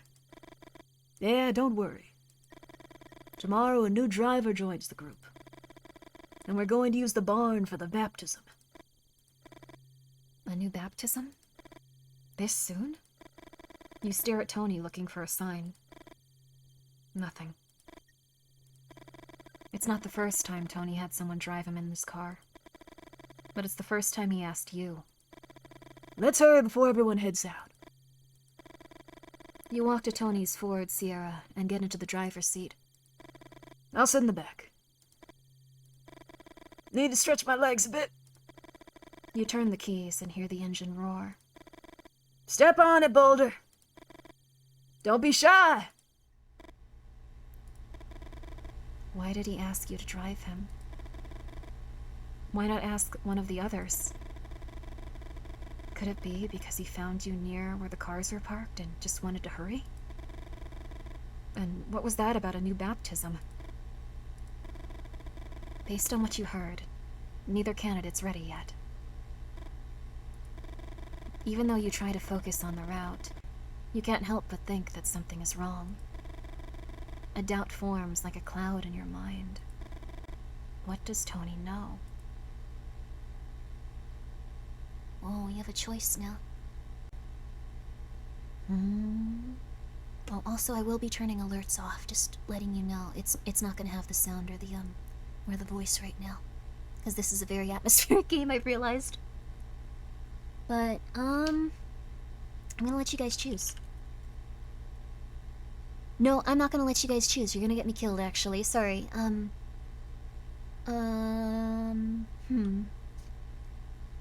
I'd try to talk to the person even if it meant I got murdered. Also, thank you for the stretch, imposter chicken hydrate.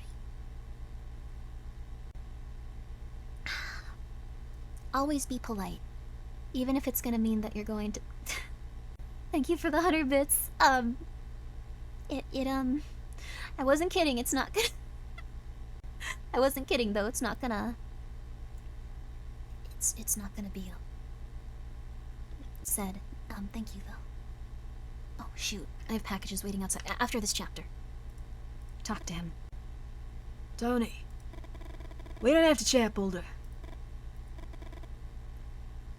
What does he mean? Your hands sweat on the steering wheel. You try to calm down and think. Tony's voice came from behind the passenger seat.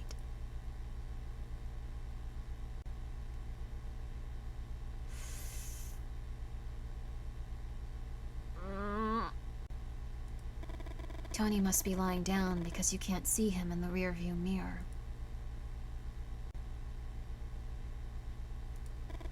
Even though you want to see what Tony is doing back there, you decide to not make any more suspicious moves.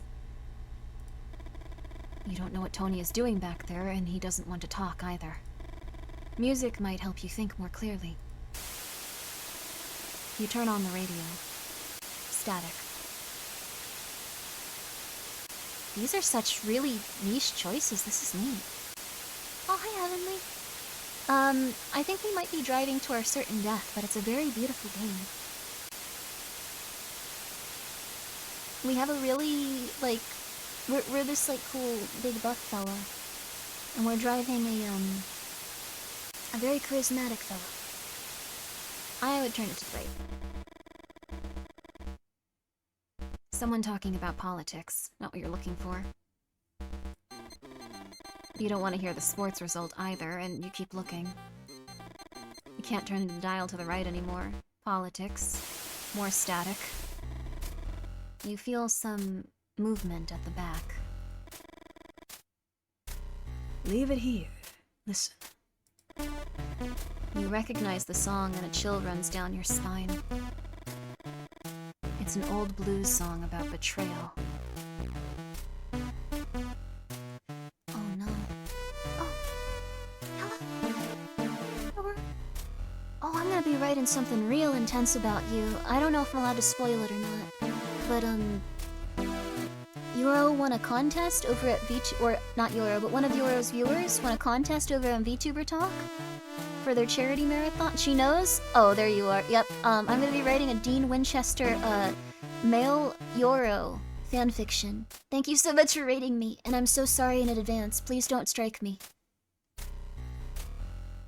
Guys, go check her out. Go check her out. You focus on the song's lyrics and everything falls into place. Tony knows. He knows you infiltrated the Bonson Knights. He knows you're investigating what happened to Capra. The son of a bitch just knows. So what would he do now? Would he wait until he got out of the car and shoot you in the back of the head? You grip the wheel tight with both hands. Tony would never kill anyone inside one of his Sierras. You think of your daughter, of Capra, of the promise he made you that no one would ever fulfill. Boulder, the truck! Everything happened too fast, and although Tony wasn't killed instantly, neither of you survived the frontal collision with the truck. Wait, what? We died? Oh. Thank you guys for coming by the way. I'm Grimmy. How's your stream, Yoro? How was your stream? We're playing an indie horror game. It's a pretty neat one so far. Alright. You turn the radio on the radio. Static. Leave it here, listen. Okay, we're gonna... I guess we change the station, otherwise we die. Boulder, what are you doing? Sorry, you know the rules of the Bonsen Nights better than anyone. The driver chooses the music. Tony laughs and something about it calms you down. Static. Dang, I guess it's as simple as that sometimes. One of your favorite songs comes on, you let go of the dial.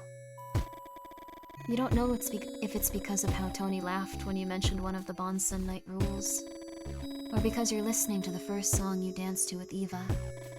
Whatever the reason, you start to calm down. Before you know it, you're singing the song under your breath. Come on, Boulder. Louder! Pumped up by Tony's words, you start singing out loud. When you finish, Tony starts clapping. Listen. Tomorrow's an important day for all of us. I moved the baptism of the new driver forward because there's someone who's not going to be sticking around. The others were going to take care of him before going to the bar. Who was Tony talking about? And what had this nameless driver done? Would they do the same... Would they do to him the same they did to Capra? Again, this feeling is of emptiness in your stomach. But let's focus on the positive. Tomorrow you'll have your first route exorcism. Happy, Boulder? You try to smile, to hide the shaking in your left hand. The rest of the trip, you do in silence. You know that you'll have to be more careful than ever if you don't want to be discovered. Dear Lord.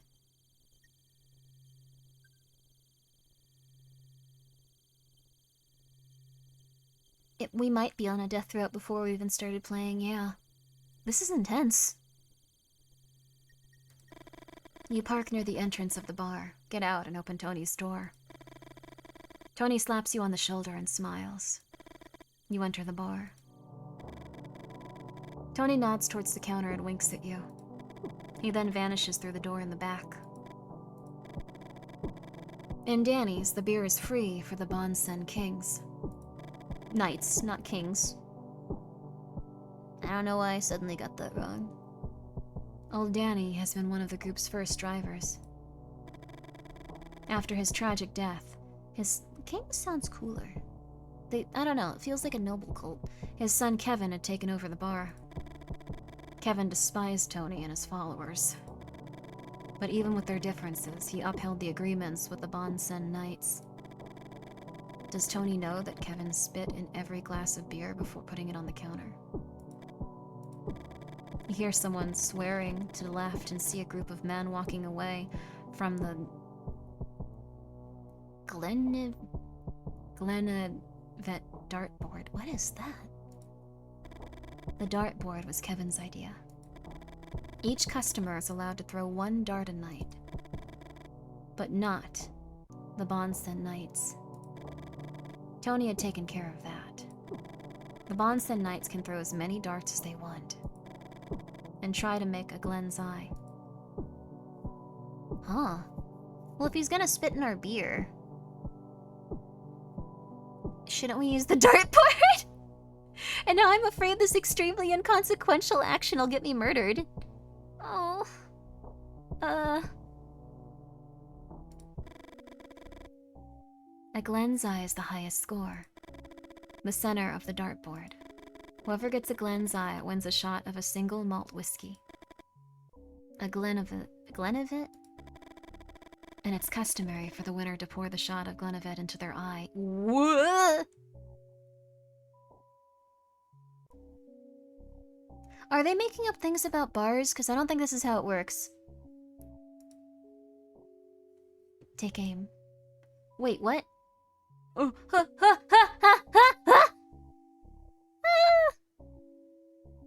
This is impossible!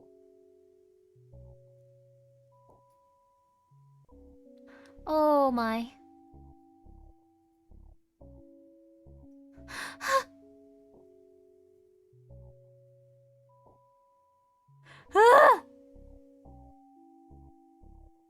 Do it! I closed my eyes. 20. Cupra used to say that to get a Glenn's eye, you don't need to think. That when you think, your mind tricks you into seeing things more simply than they are.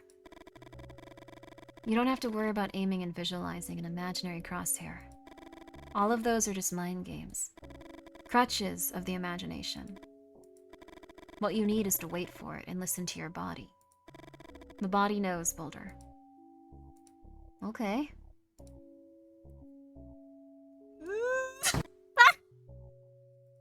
50. I can do this. Ha! 50! Oh, it was so close! Good night, Beeg. I can do this. I do have to hit the middle, I want to, but do they really pour it into your eye? Does it absorb through your eye? This is me being bad at video games, sorry. This might take a little bit. Ah! I'm gonna do it. Ah! Okay, wait. I can... If I just do it like a ton... The poor barkeep just staring at me, going like, okay, This is sad. I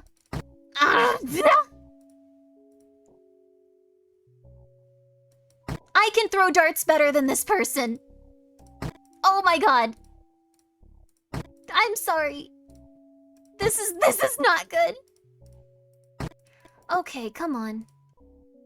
Now. No.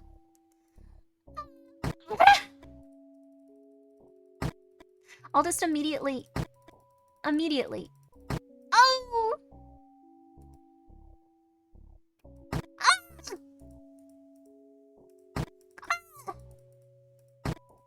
It takes too long to throw it. Oh, I'm gonna do it. Oh, that was so close. Oh my goodness. What? Come on. Come on.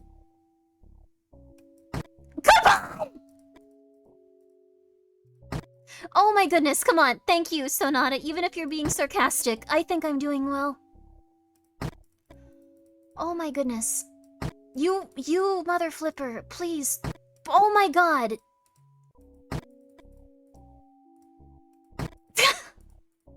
I'm gonna do it. Is it possible? I'm not ordering a beer. I can do this. I can get the whiskey shot. I can do this. Is it possible? Thank you so much for being here, Yato, for 22 months. She's got bullseyes in 24 alternative universes, but not this one. It feels like it. I could play this game in Yakuza. I could play this game in Yakuza 0. I beat that guy in Yakuza 0. When he gets you drunk and it's really hard to play. Oh my god. Oh my god. Oh my god. Oh my god. There's no way to anticipate it. Okay, maybe you really do have to just like go with your gut. Okay. Okay, God help me. Okay. Guys, go check out Nyano. They're a cat and a wizard. Every time I close my eyes and go, my god, I'll do this. Can you just click the center? No. Good idea, though. That would have been a cool hidden mechanic. Okay, god, no.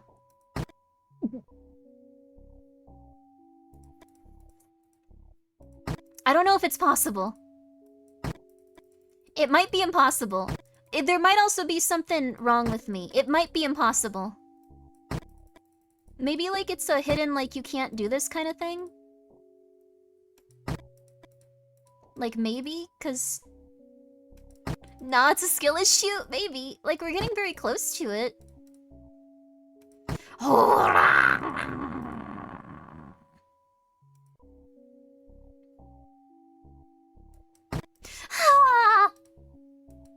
Mother... Okay, I'm not leaving. I'm gonna do this. This will be the entire rest of the stream. We're not going to find out the mysteries of the cult. We're going to be here. We're going to be here for the rest of the stream.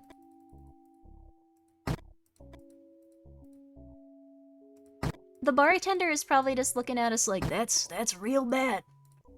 This guy's really bad at dots. This is disgusting. I hope you guys are enjoying all the beautiful pixel work, because this is all we're gonna see of it.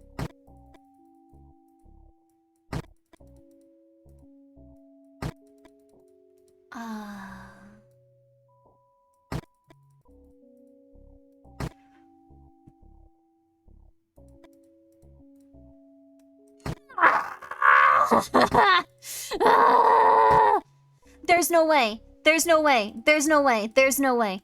There's no way. There is no way. There is no way. That would have been on it. There is no way. That would have been on it. That would have been on it. That would have been on it. That would have been on it. That would have been on it.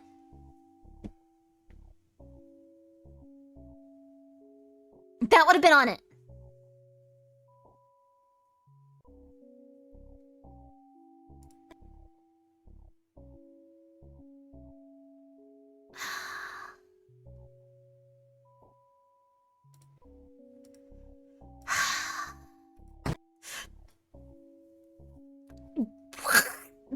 Okay, look, I'm clicking it as it's on there. Thank you so much, Lalo, for the 100 bits. I'm not going crazy, right? Like, I'm doing this correctly, it looks like.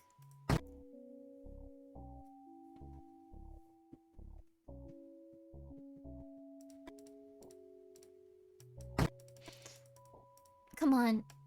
Come on! Come on. No! No! No! No! No! No! No! No! No! No! No! No! No! No! No! No! Thank you, Llama, for the 100 bits. Anything, or is it back?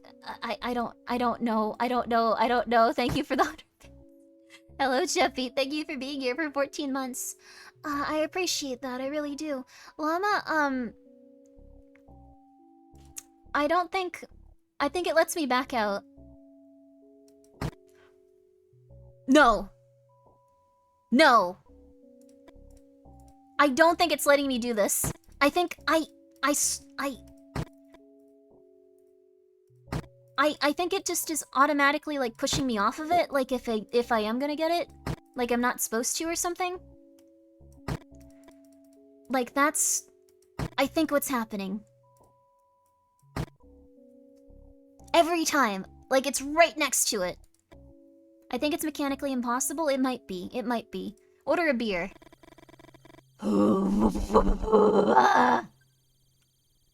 You know he's not going to spit in your glass. Kevin was Cupra's friend, and something tells you that Kevin knows you're nothing like the rest of the Bonsen Knights. Back to just being very serious again. I am a streamer. They won't let me. You finish your beer and stretch your back. You look over at the door in the back. There's something Tony said you can't get out of your head.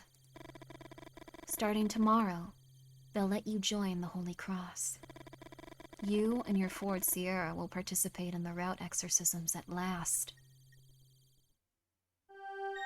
Ooh.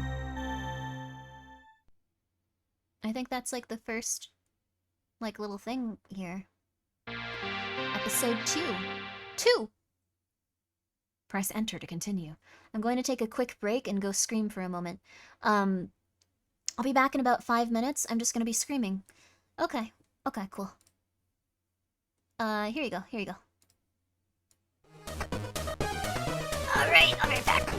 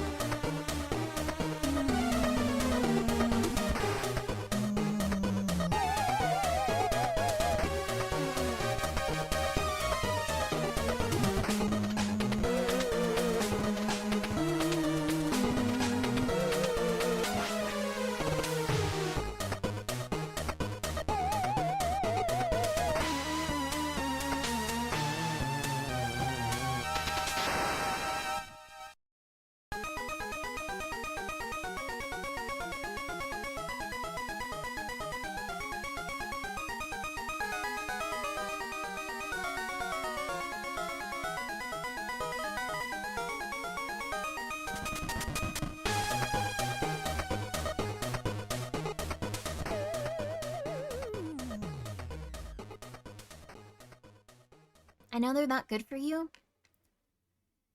but I ordered freeze-dried Skittles again. I know they're not good for you at all. I know they're just eating sugar and sugar and sugar. I wonder what the kittens look like. I can show you. They're cute. These are really good. Stop eating candy meals and eat crickets. No! Eating crickets sounds gross. Why not just freeze dry them yourself? How do you do that? Can you do it with like an oven or an air fryer? I don't know how I would freeze dry them. There's a way to get a bullseye? Oh, mother flip. Well, it's okay. We tried our best. Oh, you need a special thing. Okay, thank goodness. Thank goodness, thank goodness. Freeze dryers are expensive. I got into like a bad zone once. I started watching those YouTube videos on people freeze drying stuff, just going like, today we're going to be freeze drying. We're going to be freeze drying and coating chocolate sharks. Yes, these are gummy sharks and we think they'll come out quite nice. Like, I don't know why. It was just wasting my time. No reason to do that, but... Where do I find the kitten pics? I gotta show them to you. I haven't put them on Twitter or anything.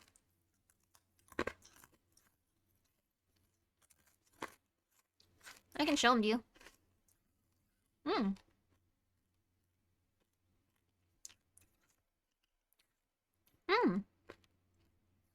The kittens? You knew what?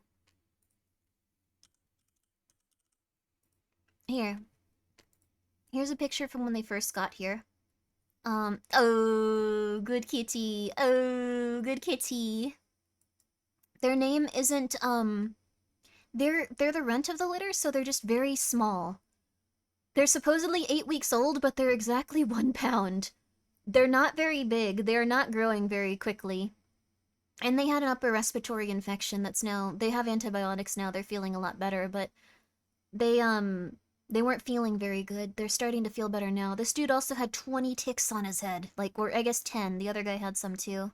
Those little cheeks. He's a very cute kitty. This, everyone's calling him Mikey or Michael. That will not be his given name since we're just holding them until someone can take them. The person that was gonna take them got COVID. So, we are now waiting with the kittens. They're also taking their brother. This is their brother. Brother.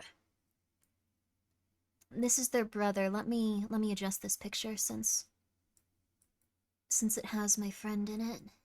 She's holding the baby. She's holding the baby. Here we go. Here we go. This is their brother, and everyone's been calling him Joshua, or Joshua, with no middle sound for some reason. One of my buddies is holding him. So, very cute little kittens. Very healthy. Now, at least. They were really not doing so hot. Like, I was afraid they were gonna die, like one of them, and I kept freaking out, and everyone was like, stop it. Calm down. Don't do that. Embrace your destiny as an internet cat lady. These aren't mine. Pumpkin hates them.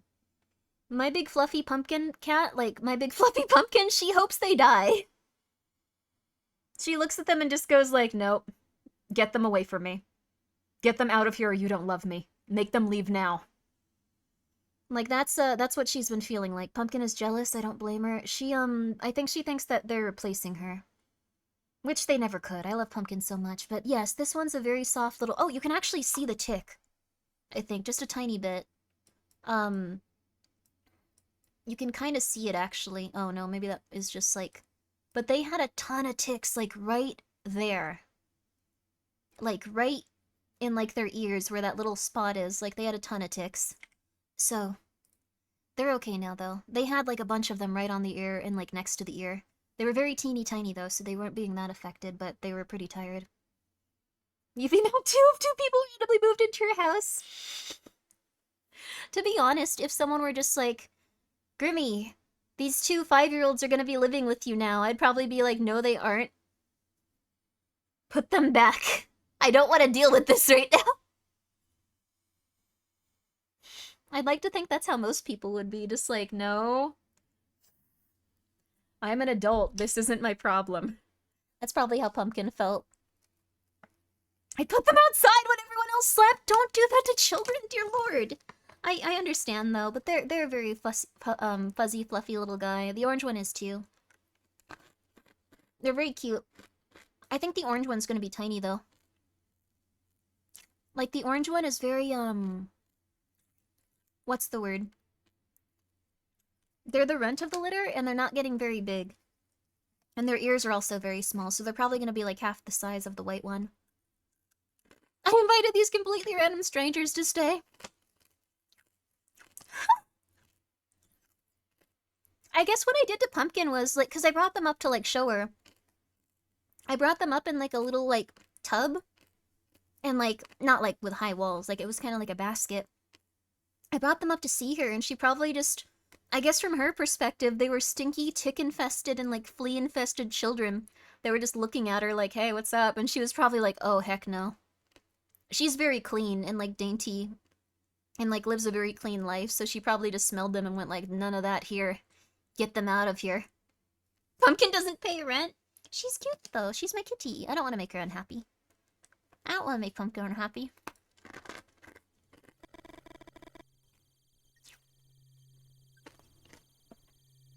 You place your hand on your chest. And suppress the burp before it reaches your mouth. You adjust your seat.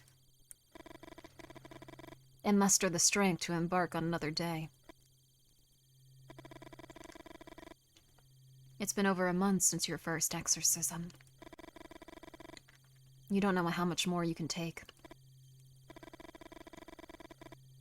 You still haven't discovered what happened to Capra. Nor have you found the evidence necessary to incriminate Tony. You lower the sun visor on the passenger's side. I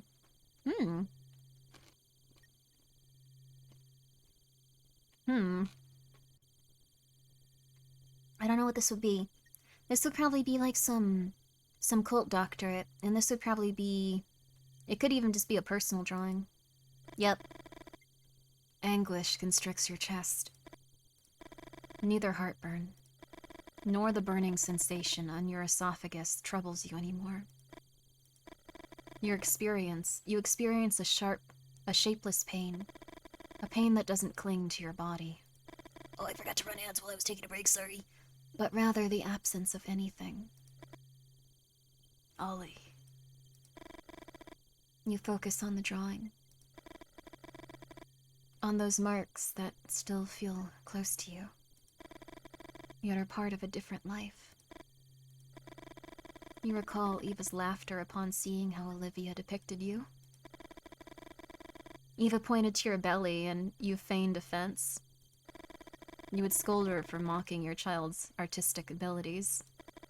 Eva would ask you to put Olivia to sleep, giving you a playful wink. And you would lull her to sleep, watching her fight the pull of slumber, aware that Eva awaited you in the other room. That's so sad. He misses his family. You gaze at the holy cards. Sometimes you wonder if the agency complicates matters unnecessarily. Each saint represents a specific area of investigation, and the holy cards serve as a means to communicate with your handler discreetly. You shut your eyes, and you believe you catch a glimpse of them. You start the car, knowing that the road numbs your consciousness. I probably read that wrong. Cupper once told you that he used to fall asleep listening to a tape of white noise on his Walkman. It helped because white noise encompasses all the frequencies audible to humans. The perfect place for those voices that kept him awake to get lost in the crowd. Have you read Poe? Capra held Edgar Allan Poe in high regard, and it felt like a personal affront every time you told him that you hadn't read him yet. You glance at the passenger seat. Would it be enough this time? The idea of using holy cards in the investigation couldn't be more apt. After all, you perceive every communication with your handler as a prayer. You walk with great strides. You remember Eva, how she mimicked the rhythm of your walk and laughed while doing so. There they are. Eva, 1954 to 1981. Olivia, 1978 to 1981. It was your handler's idea. When you heard it, it seemed like a bad joke. You couldn't believe what she was proposing. Erecting the fake graves of your wife and daughter in a local cemetery. Your handler said it was perfect as a cover. Your wife and daughter would have been killed in a road accident, which would explain your disregard for life and self-destructive impulses behind the wheel. Two desirable traits among the Bonsen Knights. However, the true brilliance of the idea lay elsewhere, and that was to name them after your real wife and daughter. As an undercover agent, you would have no contact with them, and you could harness those genuine feelings of loss to make your cover more convincing. You gaze at your daughter's grave. 1978 to 1981. Even though you know no one is buried there, the dates evoke a profound sadness and you avert your eyes. You're aware your handler chose your daughter's grave for the exchange because the reaction is common for most people. It's difficult to confront the death of a child.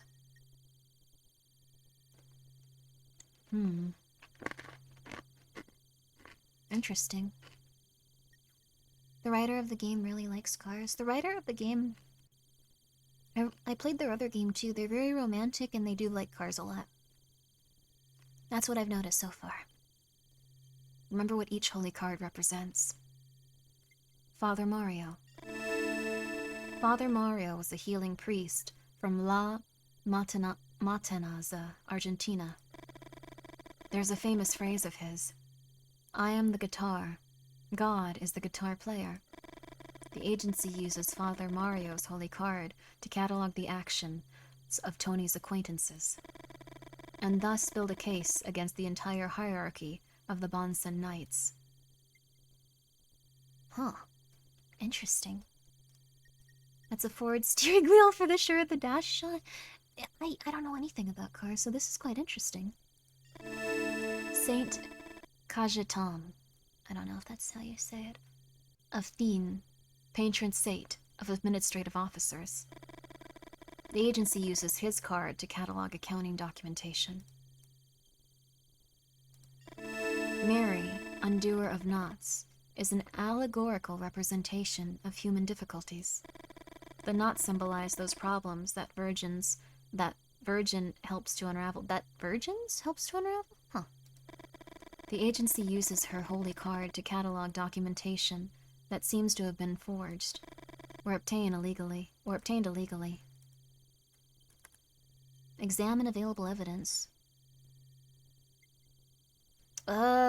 So we're trying to, like, let the police know about something? The receipt is for 20 cans of red paint. You know that Tony paints huge crosses in his barns. And although the receipt is not evidence in itself to convict him, it could prove valuable to forensic accountants.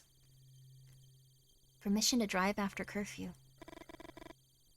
After the storm season, and some security issues that followed the humanitarian crises, the government issued a curfew prohibiting movement, except for those with a special permit. How had Tony managed to get a permit issued in his name? Wait, so the world's also messed up too. The other guy is named Capra, after Seat's flagship sports car. What? He's named after a car too? I thought Capra was just like a really chuny name. Oh, Brother Luigi, where?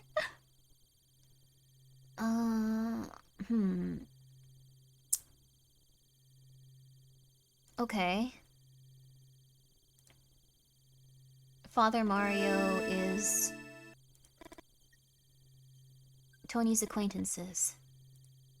Okay, I guess we use Saint Cajetan?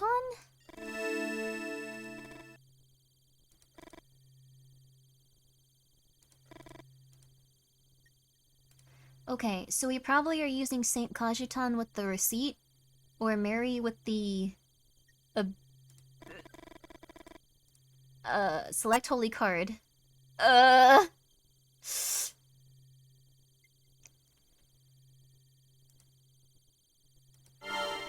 You assign the evidence to the holy card.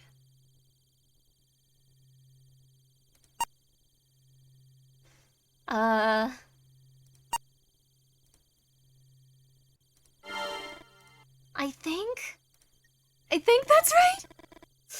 I don't know! You leave the holy cards on the grave, and you retreat the way you came. I don't know. This is weird for a visual novel. They don't usually give you choices so randomized. I guess if I get it wrong, it'll just be like, what's this supposed to mean? This guy's stupid. We shouldn't have sent him here. Will the evidence stack up this time? Could you build a case with this new information? How much longer will you endure the Bossen nights? However desperate you are to find what happened to Capra, you long to go home. You want to embrace them, kiss them. You miss them so much. You yearn for Olivia to draw you, for Eva to laugh at you, to put all Olivia to sleep, knowing that Eva is waiting for you in the other room. The Sierra gets in front of you, and you manage to brake at the last second. Fuck you! Vincent smiles, and you barely stop yourself from stepping out of the car to punch the grin off his face. You think of Capra, and one of the exercises he taught you to survive as an undercover agent. It's a mimetic trick. You have to imagine a sort of continuum for each person you interact with. Some sort of bar divided into 7 equal parts. Follow me, Boulder. You look at Vincent, and you can imagine that bar. The beginning of the bar represents full confidence. The end, total suspicion. That point where they're going to accuse you and discover your true identity. You apply Capra's trick to all of the Bonsen Knights. Oh, that's how we can tell if they're getting closer to murdering us. Apart from Tony. With Tony, you never know where you stand, bar or no bar. You hear Vincent's rev the car engine. Oh, you can't see. Skelter, you gotta move. Skelter, you gotta move. Thank you, Skelter. Thank you, Skelter. Okay. He wants to see us. You grit your teeth hard. And you take comfort in thinking that if the evidence is good enough this time, it won't be long before you'll be back with your family.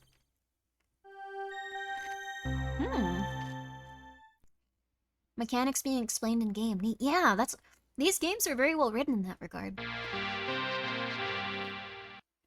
The first one I played was about the Mothman, and how, a group ran into him and had to, figure out how not to get murdered by him.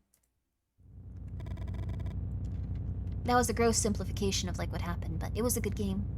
I think there was also one about children finding Dracula. I didn't play that one, but it looked good. Vincent steps on the gas. And you can't afford to fall behind. The old roadblocks are long gone. Ever since the storm started, everyone, police, firefighters, even FEMA for a while, has been dedicated to the reconstruction effort. Or at least that's what they're trying to do. Resources are scarce. And politics is never up to task. In a context like this, with official actors attempting to manage the chaos, para-governmental organizations emerge. Metal Gear! Capra's mission was to infiltrate and investigate Tony, and his Bonson Knights, a group that caught the agency's attention due to their growth in the wake of these first tornadoes. Hill on high. Tony's messianic delusion. The agency isn't concerned with the religious ideas of the Bonson Knights. The agency is interested in the power they've acquired. Economic power. As well as territorial. The road leading to the barn is gravel, and despite bumping your head against the car's roof multiple times, you refuse to let Vincent gain too much distance. Huh? You hit Luca and he falls backward. What? Wait a second, what? No! No! Wait, what? No! No! Oh no! I didn't click anything, I wasn't fast enough. No! I never saved, I didn't think about it. You hit Luca and he falls backwards. He rushes at you, brandishing a knife. Despite the others trying to stop him, the blade hits its mark. He stabs you in the stomach. The wound is deep. You suffer before the darkness takes you. Holy flip! Alright, dear lord. Well, they're teaching us some good gameplay mechanics. How's the game so far? I'm loving it. It's been very cool for me. I don't know if you guys are super into it. Don't stand on a bridge. What do you mean? But I don't know if you guys are super into it, but I've loved it so far. Dang, sorry, fella. Luca! You hit the brakes just in time. He's still angry at me? Why?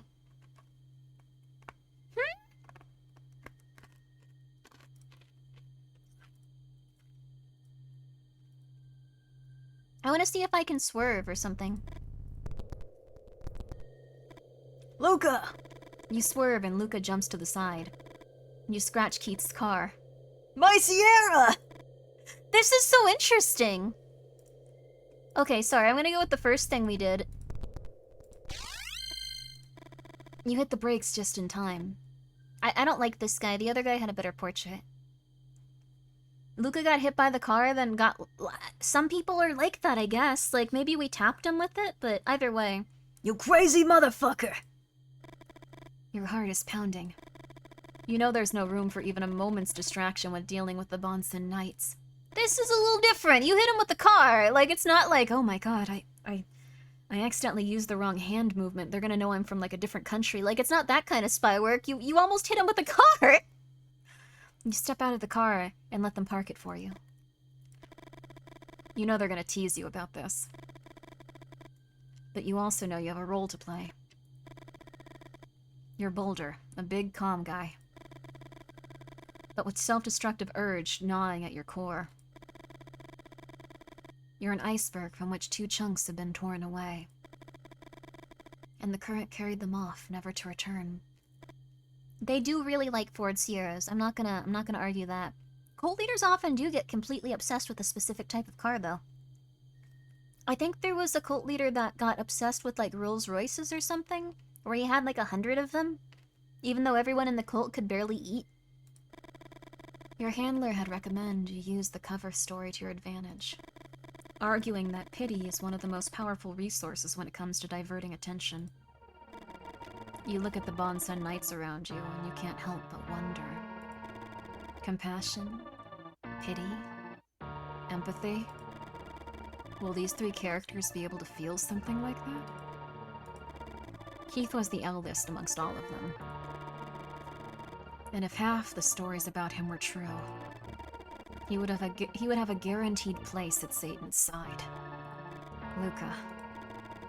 You almost ran over a few minutes ago. You're pretty sure there must be a language somewhere in which Luca and psychopath are etymologically linked. And Vincent, a sadist who's never heard of the Marqués de Sade. Self-taught, a natural-born sadist. Therefore much more dangerous. Sorry. I was distracted for a second. Don't worry, Boulder. At least you didn't kill me. Ugh. Although Eva and Olivia's deaths were part of your act. A fiction. You can't help but feel a rage that threatens to consume you. You glance at Vincent, who shakes his head back and forth. You start to say something and Keith clears his throat. Stop fucking around, you two. You know why we're here. Tony wants to exercise a new road. So I recommend you bury your demons deep, Boulder. And pay more attention next time. Oh. You look at Luca and Luca smiles. What's up, Boulder? Do you fancy me? On the contrary. You want to cover his face with bruises. Turn his expression into a Rorschach stain. And not worry about what you may or may not see in it. Hey! Vincent points towards the door of the barn. And the three of them suddenly become serious. Speaking at Rome. Oh, thank you so much for the raid. I appreciate it. Thank you so much. Kevix, how are you? Did you have a good stream? I'll finish this chapter and then, say a bit more. Tony and Monique, the librarian.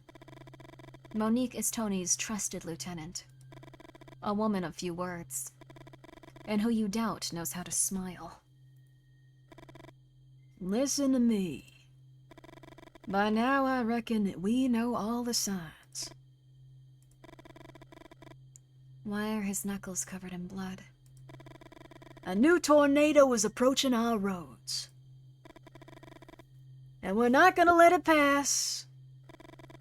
Tony goes over everyone's roles in the exorcism. Unconsciously, you position yourself on the outskirts of the group. Do these guys really think they can influence the path of a tornado? Boulder, listen to me. Today you go first. But, Tony! Tony looks Luca in the eye and Luca looks down. Fine then? You nod. What are you waiting for? You run to the Sierra. Before you get in, you steal a glance at the barn. What was Tony doing in there? And whose blood did he wipe off his knuckles? You mark the position of the barn on the map. As soon as you had the chance, you'd go back to investigate. A new exorcism on the road. And this was the first time you'd be out at the front. The most important position in the formation. For which you need the total confidence of the rest of the drivers. You always found it hard to read, Tony. Assign you the top of the cross? Why give you that role? You gaze at the sun visor on the passenger seat. No, this isn't the time to seek solace in the drawings, nor to think about how much more time until the extraction. You start the car and rev the engine, hoping that the roaring noise will drown out even your own thoughts. Whoa.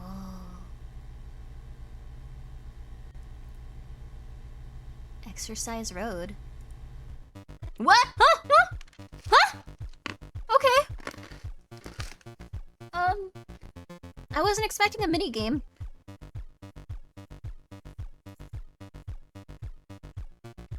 Okay.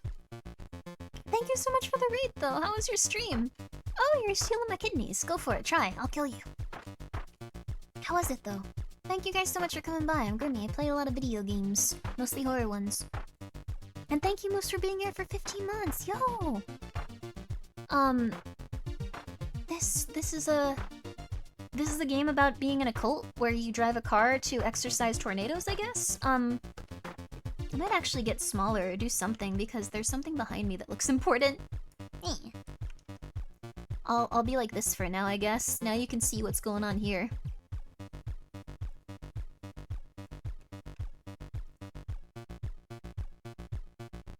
It's got groovy music. Move left.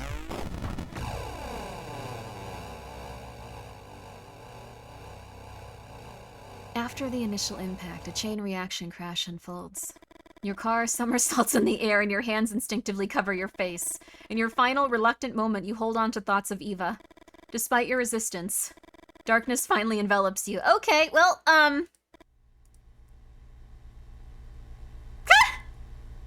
Thank you, Super Nintendo. I appreciate that. We're not gonna do this. Can we try going right?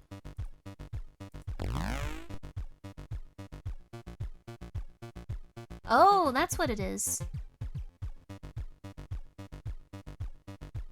Oh, I get it now.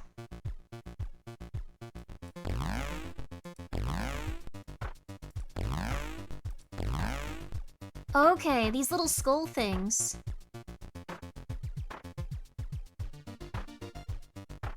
I get it. That's really funny, though. the tornado weakens! Huh? Huh? Huh? The fact that you ran straight into it? Yeah, I would have died if it had gone on for like a second longer. Huh? Huh.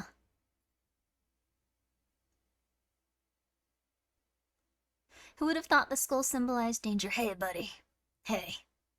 I got this. Thanks for killing everything, Grimmy. I only killed them a little bit. Also, thank you very much for coming by, you guys.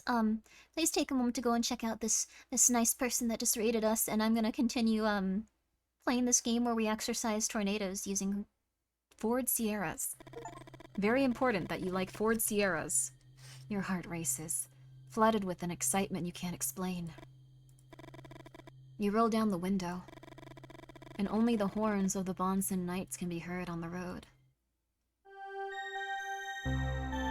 Huh. What if the cult leader's actually magic? I know that's not what you should say after one successful initiation into a cult, but... I love the Ford Sierra. Is the Ford Sierra cool?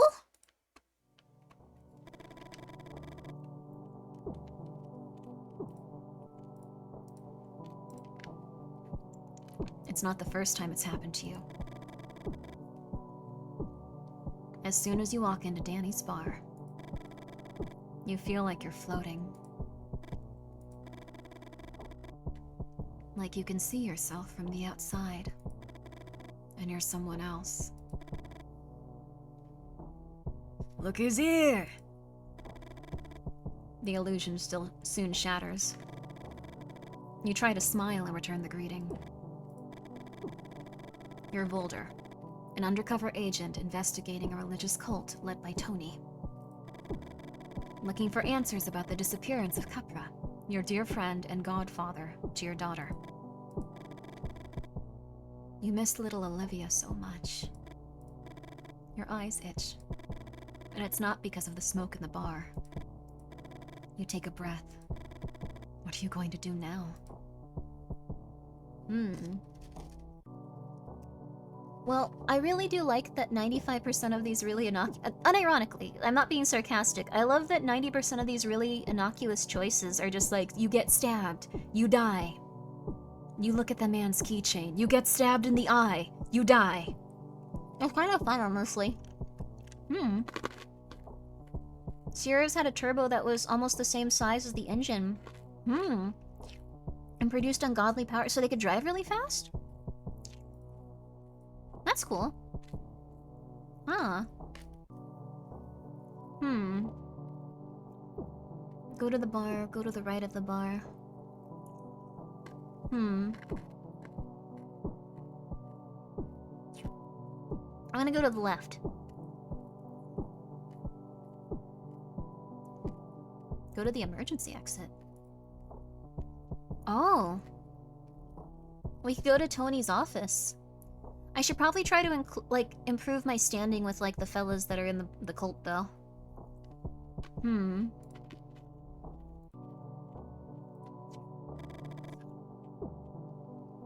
Sit down, Boulder. There's a deck if you want to try. I'm gonna save so you don't just hate me forever. I have the record. You look at Luca, and Luca smiles and winks at you. How you'd like to wipe the smile off his face with a punch. I guess I should play solitaire with them or talk with them? Like, I mostly just don't want them to keep trying to stab me and stuff. Like, they're real angry. My spirit animal is a 1981 Ford Sierra Classic. Nice. This game takes place in the world where Grimmi's social anxieties are fact. Everyone has social anxiety, don't they? Everyone.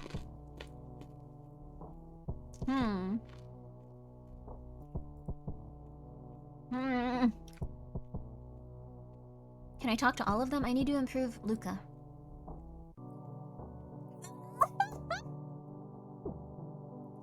Okay. Even I know this one's probably not the right selection for this character.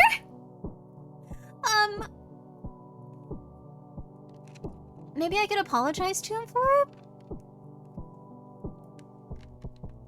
The Fjord Sierra is my Oshi. This is the right selection? I don't think so.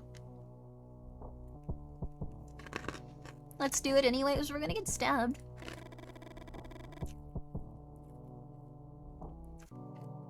I understand how you killed your family. You have good reflexes. Without taking your eyes off him for a second, you think of all the options you'd have if you didn't care about the mission. Punch him in the face until he's unconscious. Smash a beer glass against the gleaming surface of his skull. Flick the table in the air and elbow him in the neck amidst the confusion. So, Boulder. Yeah, I'd probably do that too in his situation. I'd want to murder him. What are you gonna do? Talk about the exorcism. You know that Luca didn't like Tony choosing you to be in front of the cross. I'm not gonna deny you have balls, Boulder. But sometimes it takes more than balls it takes more... No, sometimes it's not enough to have balls and... fuck me. Luca takes a deep breath and takes a good gulp of beer. You wonder how Luca can screw up the punchline on something as basic as sometimes it takes more than balls to. And at the same time, joke so effortlessly about a tragedy like the supposed death of your family, even demonstrating a good sense of timing. Well, we didn't improve our standing with them. I hope, like, we're not losing time talking to these guys, though. Keith next? This guy looks like a Final Fantasy villain. Hi, Alvin. Talk about the exorcism. You wait a second for the others to shut up. And you ask Keith if he believes in route exorcisms. Keith looks at you for a while without answering. I owe Tony a lot. I was locked up for a long time, Boulder. Do you know how hard it is to ask yourself questions, knowing how much you hate not having the answers? When I was younger, I got a stupid idea in my head. Could I break someone's eardrum with the gas pump's nozzle? Once the question settles in my head... Keith takes a deep breath. It's as if a stranger came into your house, sat down on your favorite couch, and started watching TV, and drinking your beer, and eating your snacks. The questions in my head are that son of a bitch, Boulder. And the only way I have to kick them out is to answer them. Keith scratches his face. It can be done, Boulder. Puncturing someone's eardrum with a gas pump nozzle is a lot easier than you'd think. Oh, that's not good. Good night. Oh, well. He looks like Gunther from Fire Emblem, you're right. He has some issues with intrusive thoughts, he does. Alright, Vincent. We can't ask him about the exorcism, it's just his glasses? I'll be real, screwing up a punchline like that is something I could emphasize with. Me too, to be honest. I just say like sometimes, like you just... I don't know. It seems you want to make conversation, Boulder. I could tell you I wear them because smoke irritates my eyes. Or because drinking makes them red. It could be because I don't want anyone to see me as I am. And I hide behind them. Or I could tell you a story from when I was a kid. Why not? Two of my neighbors, a few years older than me, they invented this game. It involved grabbing my neck and lowering my head until it almost touched a freshly made dog turd. And seeing who could hold me the closest without my face touching it or me getting away. At first, I resisted. I tried with all my strength to get out of it. But then I got used to seeing pieces of shit right up close. You know how many times I had conjunctivitis and missed school? What do you say, Boulder? Could this have something to do with what happened to me when I was a kid? And the truth is much simpler, you know? Glasses look fucking good on me. Can't we, like, talk about the weather, you guys? You guys are really weird. Hi. Monique looks ahead. You wonder what she's thinking about. And for a moment, you can't think of anything to say to her. Okay. Well, that didn't help at all. We didn't get any of, like, their hearts up. Or I guess I shouldn't call them hearts. It's not a dating sim. We didn't get any of their favorability up. No reason to talk about weather. You just went and killed it. That's true, actually. No tornado.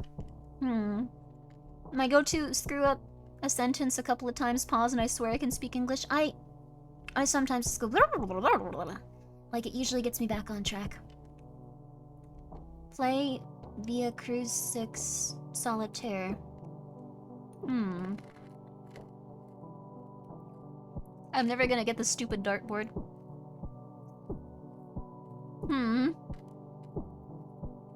I have no idea what I'm supposed to do to, like, if... I could do this. Approach the jukebox. Look at pictures.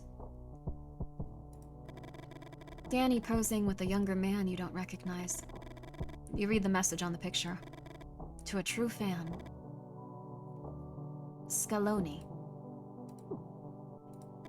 A former president of the country. You wonder how there are still people who believe in politicians. Will it be enough to just want to believe? The first of the pictures is a famous... What's a crooner? What was his name? Tim Robinson. Next to it is a picture of an attractive woman. Could she be famous? The third picture is of Danny with a man you don't recognize either. And Danny's bar in the bottom picture. The date in the corner suggests that the photo was taken around the time of the inauguration. Danny DeVito? Do you think it's him? Elvis Presley. Is it true what you heard at the agency about his death? What hell is it? A group of friends. The photo is old. Why are you looking at the pictures on the wall of a shitty bar? Sometimes you think that everything you do is nothing more than a simple distraction. A way to delay the inevitable. Okay. Wait, can we listen to all of these? What's a driving crooner? Old singers past their prime, usually singing Rat Pack style. Whoa.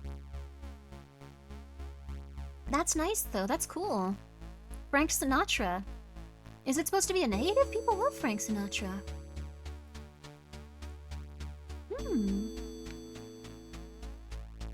Lady Love Dies.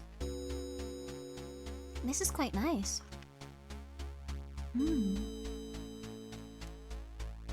Reference to that other detective game? Did they make a second one?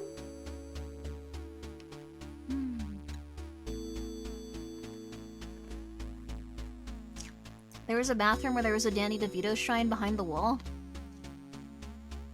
You ever think Danny DeVito's confused and scared over how people treat him? Oh, Paradise Killer. Whoa, they had a reference to Paradise Killer.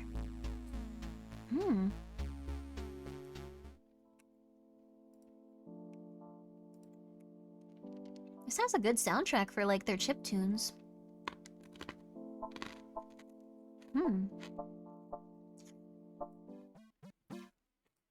How many do they have on here? They have a lot on here! Okay. These don't really feel like what you'd, like, listen to at, like, a dive bar, but they're very cool. Think we're on this one? Let's listen to this. Frank and Dave. There we go. Alright. What should we do here? We can go to Tony's office. That might not be a good idea. Wait, you're gonna be creepy about me, I'll be twice as creepy back? That sounds awesome. I should do that. Oh, welcome home. Tony's office, maybe?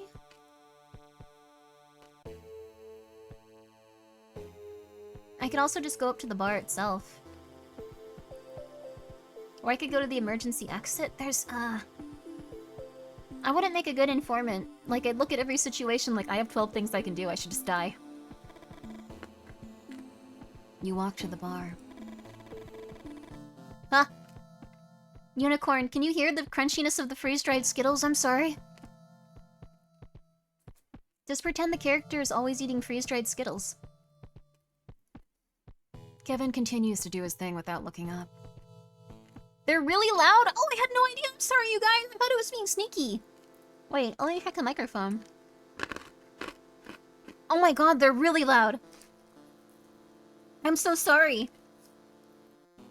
I thought I was, like, being really, like, ooh, I'm just having a little snack. Like, ooh. Like, really loud. Oh my gosh. No. Let me have a few more and then I'll stop. They're good. I don't hear anything? Really?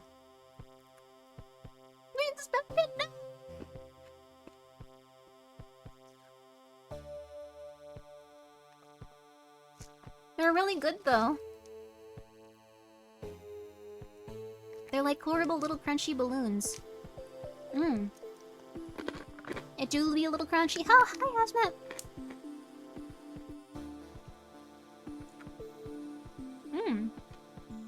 Thank you very much. Unrealistic, but I want to have the atmosphere be good. Oh, please freeze dry a Skittle. If you have a freeze dry them. They're really good. They turn into like crunchy little pillows. I heard freeze dried Starbursts are pretty good. Oh, we had some of those actually. Thank you, Unrealistic. For 100 bits. I'm very sorry though. They're very good though. Oh man. Okay. Alright, okay. Alright, now let's go. Ask if everything is alright. I'm gonna be nice to him. He has a, like, be nice to me gauge too. Ever feel out of place, Boulder?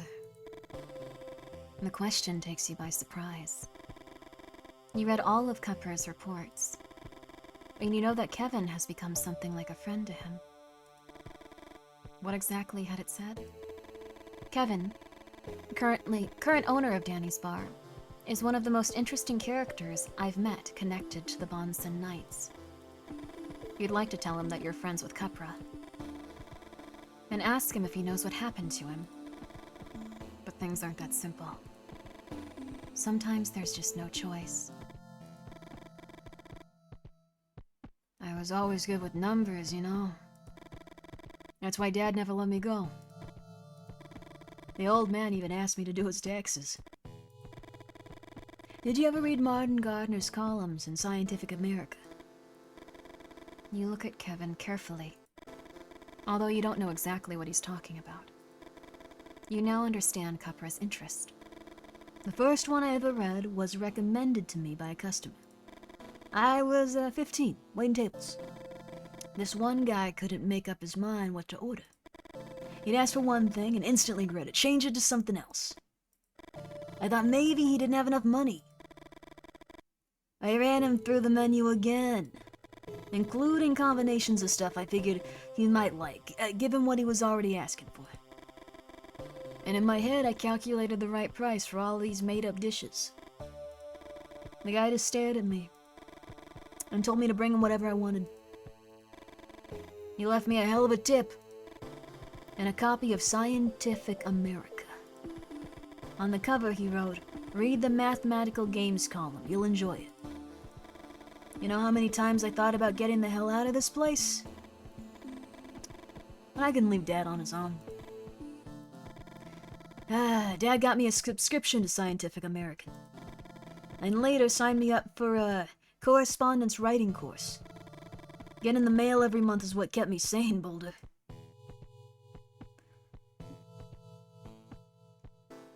We like said hello to him.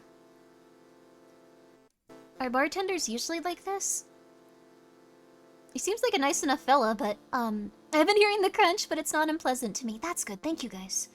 Grimmy, I need you to scream at me to keep me awake, okay? Don't really? Okay, I'm not gonna do that. But I just read that and it's very nice of you to want that, but you have to go to a screaming ASMR. That's cool though. Oh, hey, Sharp Kite. How are you? Thank you for being here for 6 months. Thank you. Sorry guys about the crunching. I'll stop. I thought I was hiding and eats like 10 more immediately. I stopped though. I put them away. Ask about the writing course. Kevin looks at you for a few seconds. What? He seems to enjoy being listened to. The guy who taught the course signed his name with only 3 letters. LBC. I used to fantasize about what those letters stood for. Wait. Why does he... Wait. I'm supposed to... Wait, am I supposed to deplete them or get them higher? Wait. Am I making him angry at me?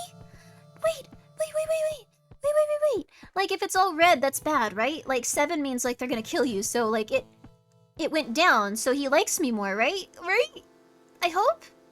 Or if you lose it, is it bad? Are they gonna kill me? Deplete them? I hope you're supposed to deplete them. Lewis Carroll Bateman. I like his eye patch, he's cool. Look at how smug he is with his mustache. Lisa Coleman Brooke. I never found out.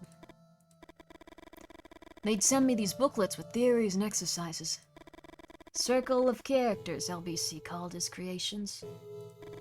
I started to put what I learned into practice. I even sent some stories off to some address in one of the booklets. And took the chance to ask about the meeting of the signature. Never heard back. Is he gonna just stab me if I keep asking him?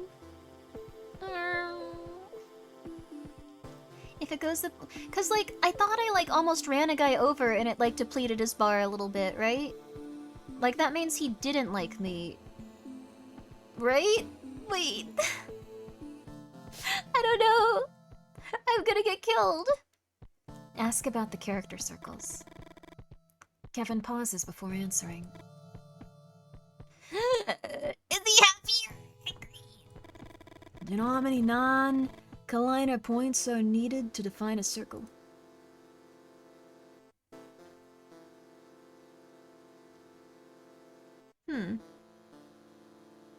Skittles are getting to me.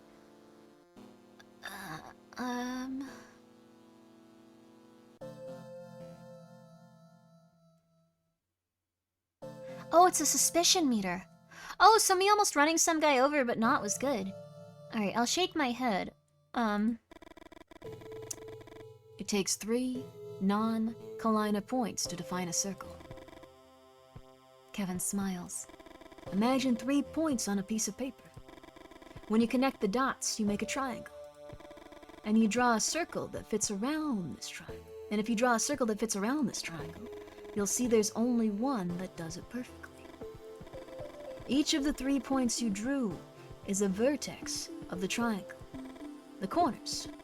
And the center of the circle is a special point that's exactly the same distance from each of the corners. Imagine you put the point of a compass in that spot, and you make the pencil touch any corners of the triangle. Then draw a circle with the compass. The circumference will touch all 3 points. Ah. LBC states that a character can be defined by just 3 stories. And rather than writing novels or short stories, he prefers character circles. But a circle is a different geometric figure. It eats its own tail. LCB. I have dyslexia? Uh-oh. According to LCB, the character circle is the most perfect narrative unit. And because of this basic perfection, the most is tragic. The most tragic? What does this mean? Why the most tragic? Because the first thing you have to accept when you do something is that you remove the possibility of doing something else. A guy in a suit used to come to the bar. He didn't talk much. He read the newspaper and have nothing but coffee for breakfast. I never confirmed it, but the first day he came, I figured he was FBI. One of the LCB exercises was about that, observing someone and imagining 3 stories that define them. Those stories outline a character circle. Want to hear this FBI's guy's 3 stories? This is interesting. I feel like I'm learning something, but I'm too stupid to understand it. Maybe another night. I need to serve these beasts now. Wow. You order a beer. You drink your beer in silence. It's the first one of the night. Although your handler's strategy is smart, you know you can't drink too much. There's a point at which no matter how well you can hold your booze, you're going to start talking. And on that borderline between what's fact and what's fiction, you run the risk of someone pulling the veil. And everything coming to an abrupt end. Very interesting, fella. Well, I liked that. I thought he was cool. Maybe I will eat more Skittles. Huh. This has been a very, kind of relaxing, very, gentle game. It's very different from when we're usually screaming and doing stuff, but I'm enjoying it. Go through darts! I'm never gonna get the dartboard! Ah. Fine. We can go to the tables in the back. There's a man you've never seen before sitting at one of the tables. His face is covered, and you wonder if he's hiding from someone. But isn't it true that we all hide from someone else? You start to say something, the man looks you in the eye. You decide not to bother him. You recognize the need to be alone when you see it. Who is he? Does anyone know? Mac. Well, let's go to... get close to the dartboard. Hell world.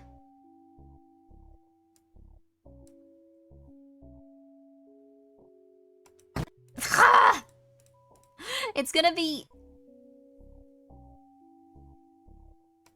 Ah! Press the... I am. 30. You try to clear your mind. To listen to your body. Nothing.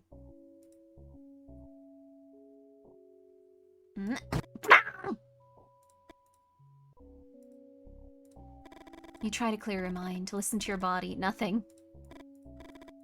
Nothing!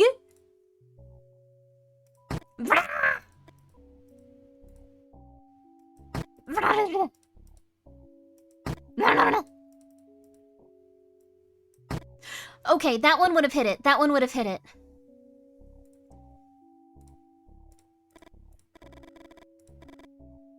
Keep listening to nothing.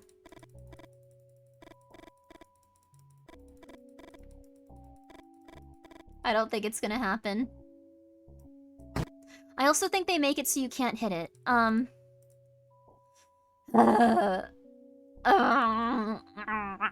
play your stupid solitaire game. How do you play this? Ask how to play it. Rules are simple. You turn over one card per turn. That card is the salvation, and it'll have to beat the doom card. If the salvation seems too low, you can add as many cards as you want to the cross. If the salvation card is higher than the doom card, you continue playing. Okay. If it's lower, you lose. Okay. And if it's of equal value, you have to break the tie by turning over 2 new cards. One of salvation, another one of doom. If you lose the tiebreaker, which we'll call the leap of fate, you'll be able to look for a miracle. The miracle can only be achieved if you match the value of the doom by adding the What are you talking about?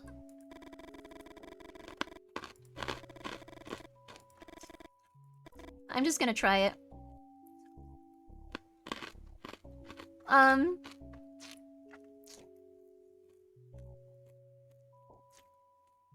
I got the Skittles, yeah. I'm sorry, I got stressed out. Okay. Ah. Ah! Wait, let me play again. Okay. Okay. I got one. Play it like spades? Bold of you to assume I know what cards are. I am stress eating, I'm sorry. Add a card from my cross.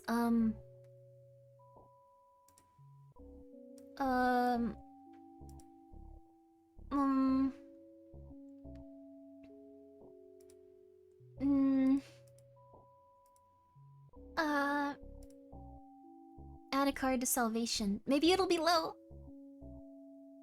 Look for a miracle. Add a card from the cross.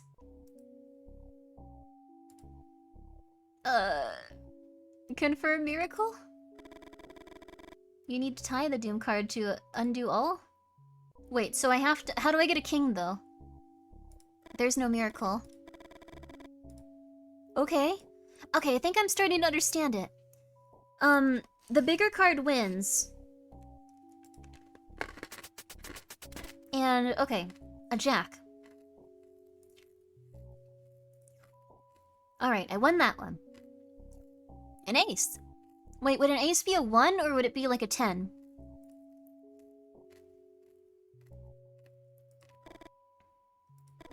Okay, I think I'm understanding it now. Okay, if you guys haven't, watch. Okay. So this is an 11. Turn over the doom card, that's a 2. This is a 5. So I'll add a card from the cross. This one. I'll just make it a 7. That turns it to the salvation. It shows the points under the cards. Yeah. So now, who? Huh? You need to do this one? And oh, whoa. Look for a miracle. Add cards to the cross. Right. Yeah. A tie. Ah! Okay. I don't think I need to get good at this game. I'm fine.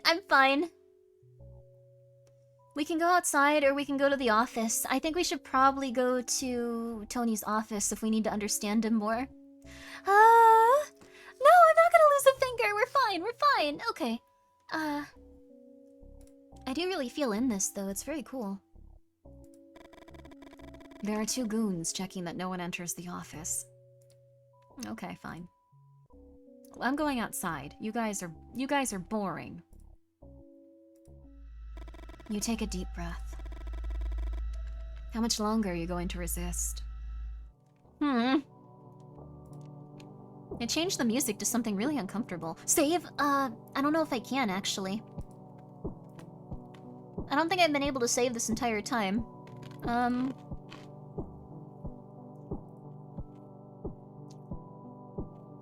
I think I've done everything I can do, though. Unless I want to get more alcohol. Which seems like a bad idea.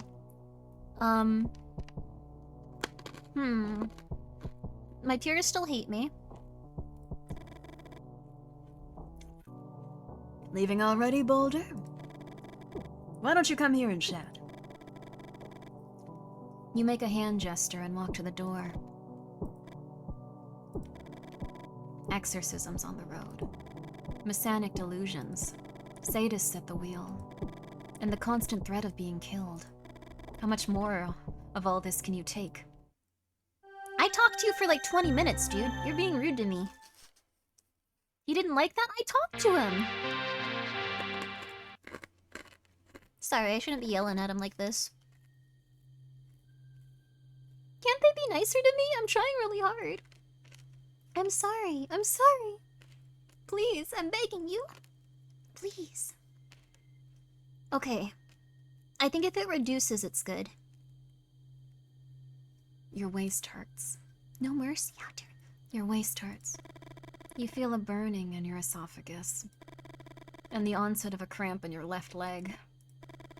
You try to remember happier times. Times when you awoke differently. Eva used to rise before you. The first thing that would greet you was the aroma of coffee wafting from the kitchen. After a while, she'd enter the room with 2 steaming cups. She'd set them on the bedside table and place a kiss on your lips. The coffee would stop steaming and cool in the cups, but neither of you would particularly mind. Years later, Olivia would arrive, and the mornings would be different. Not better, nor worse, just different. Suddenly, breathing becomes a struggle. A profound sense of loss engulfs you. It's as if Eva and Olivia were no longer there. As if the accident really had happened. And you can never see them again. You shake your head. How much did you drink last night? Only 1. Whoever left you the note had done a good job. The fact that they did it without you noticing, bothers you. You step out of the car, and the morning's chill takes you by surprise. Mile 54. You think about the graphology classes at the agency, the meaning entwined with each stroke. Yet, beyond any theoretical discourse, you recognize the sender of the message. Could it be actual evidence? You look around you. The cars of the Bonsen Knights rest like cattle in the field, before their circadian rhythm kicks in. They do really like Sierras! Okay, you guys are right. It is interesting. It's interesting it's a car cult. You know they're not nice people, Grimmy. I know, but... Also, hi, Toki. They could get a lot more done if they were nicer. It never pays to be rude. Okay, I'll put the Skittles away again. I'm sorry, I was waiting for them to get delivered all day. I don't think they drugged his beer. Crunch, crunch, Catherine, I'm sorry. Look at Vincent Sierra. Look at Monique Sierra. Look at Lucas Sierra. They gave the lady a card, too. Monique. Oh, they all sleep in their cars. Of all the Bonsen Knights, Monique is the one with whom you find it hardest to strike up a conversation. You're not surprised. You're never good at talking to women. You think of Eva. If it wasn't for her, you two would have never had a first date. You can't stand Luca. His attitudes, the way he talks to people. That giggling. You remember your high school years, where unfortunately you crossed paths with several people like him. Vincent sleeps. That's better. You still remember the story he told you when you asked him about the glasses. Is it true? Or is it part of a story told to fit into the world of the Bonsen Knights. Is there even a world out there? Instinctively, you look at the sun visor and sigh. You don't want to wake anyone up. Last thing you need is for any of these sociopaths to tail you. And you only start the engine when you figure you're good and far down the road. Mile 54. Oh, hello, kid. How are you? What's Tony after at mile 54? Your stomach grumbles, and gloomy thoughts cross your mind. What if this was your last shot at breakfast? You try to think of the Bonsen Knights' territory, of the number of barns with that giant red cross slapped on the wall. What would all this look like from above? Capra was always on about the gap between a map and its territory. And he'd shake his head when you said you still hadn't picked up Borghese, despite his prodding. You order a black coffee, eggs, and bacon. If this is your last breakfast, you won't be missing out on anything. All of a sudden, appetite's gone. You drop your fork on your plate and wonder if maybe it'd been better never having tasted happiness in life. You feel the dampness in your eyes and the quiver in your hands. Happiness, that's the worst drug. Withdrawal hits harder than a freight train. You just want to head back home. You wish all this to be over. How much longer you gonna hold out? Capra had it figured. More than a few times he'd yammered about time being the biggest foe for an undercover agent.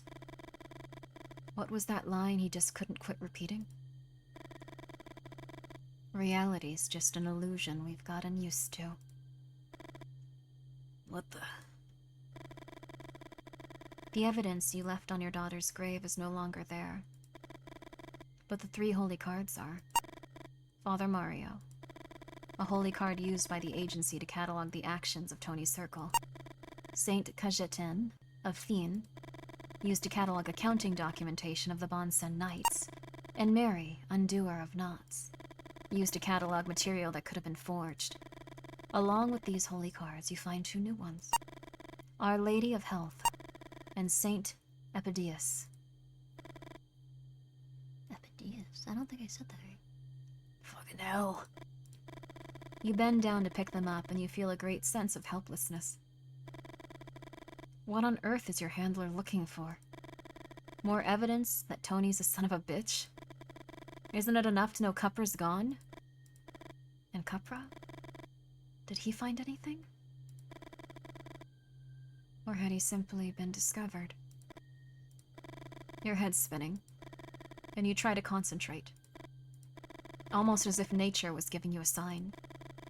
You spot the shadows slipping under the light of the midday sun.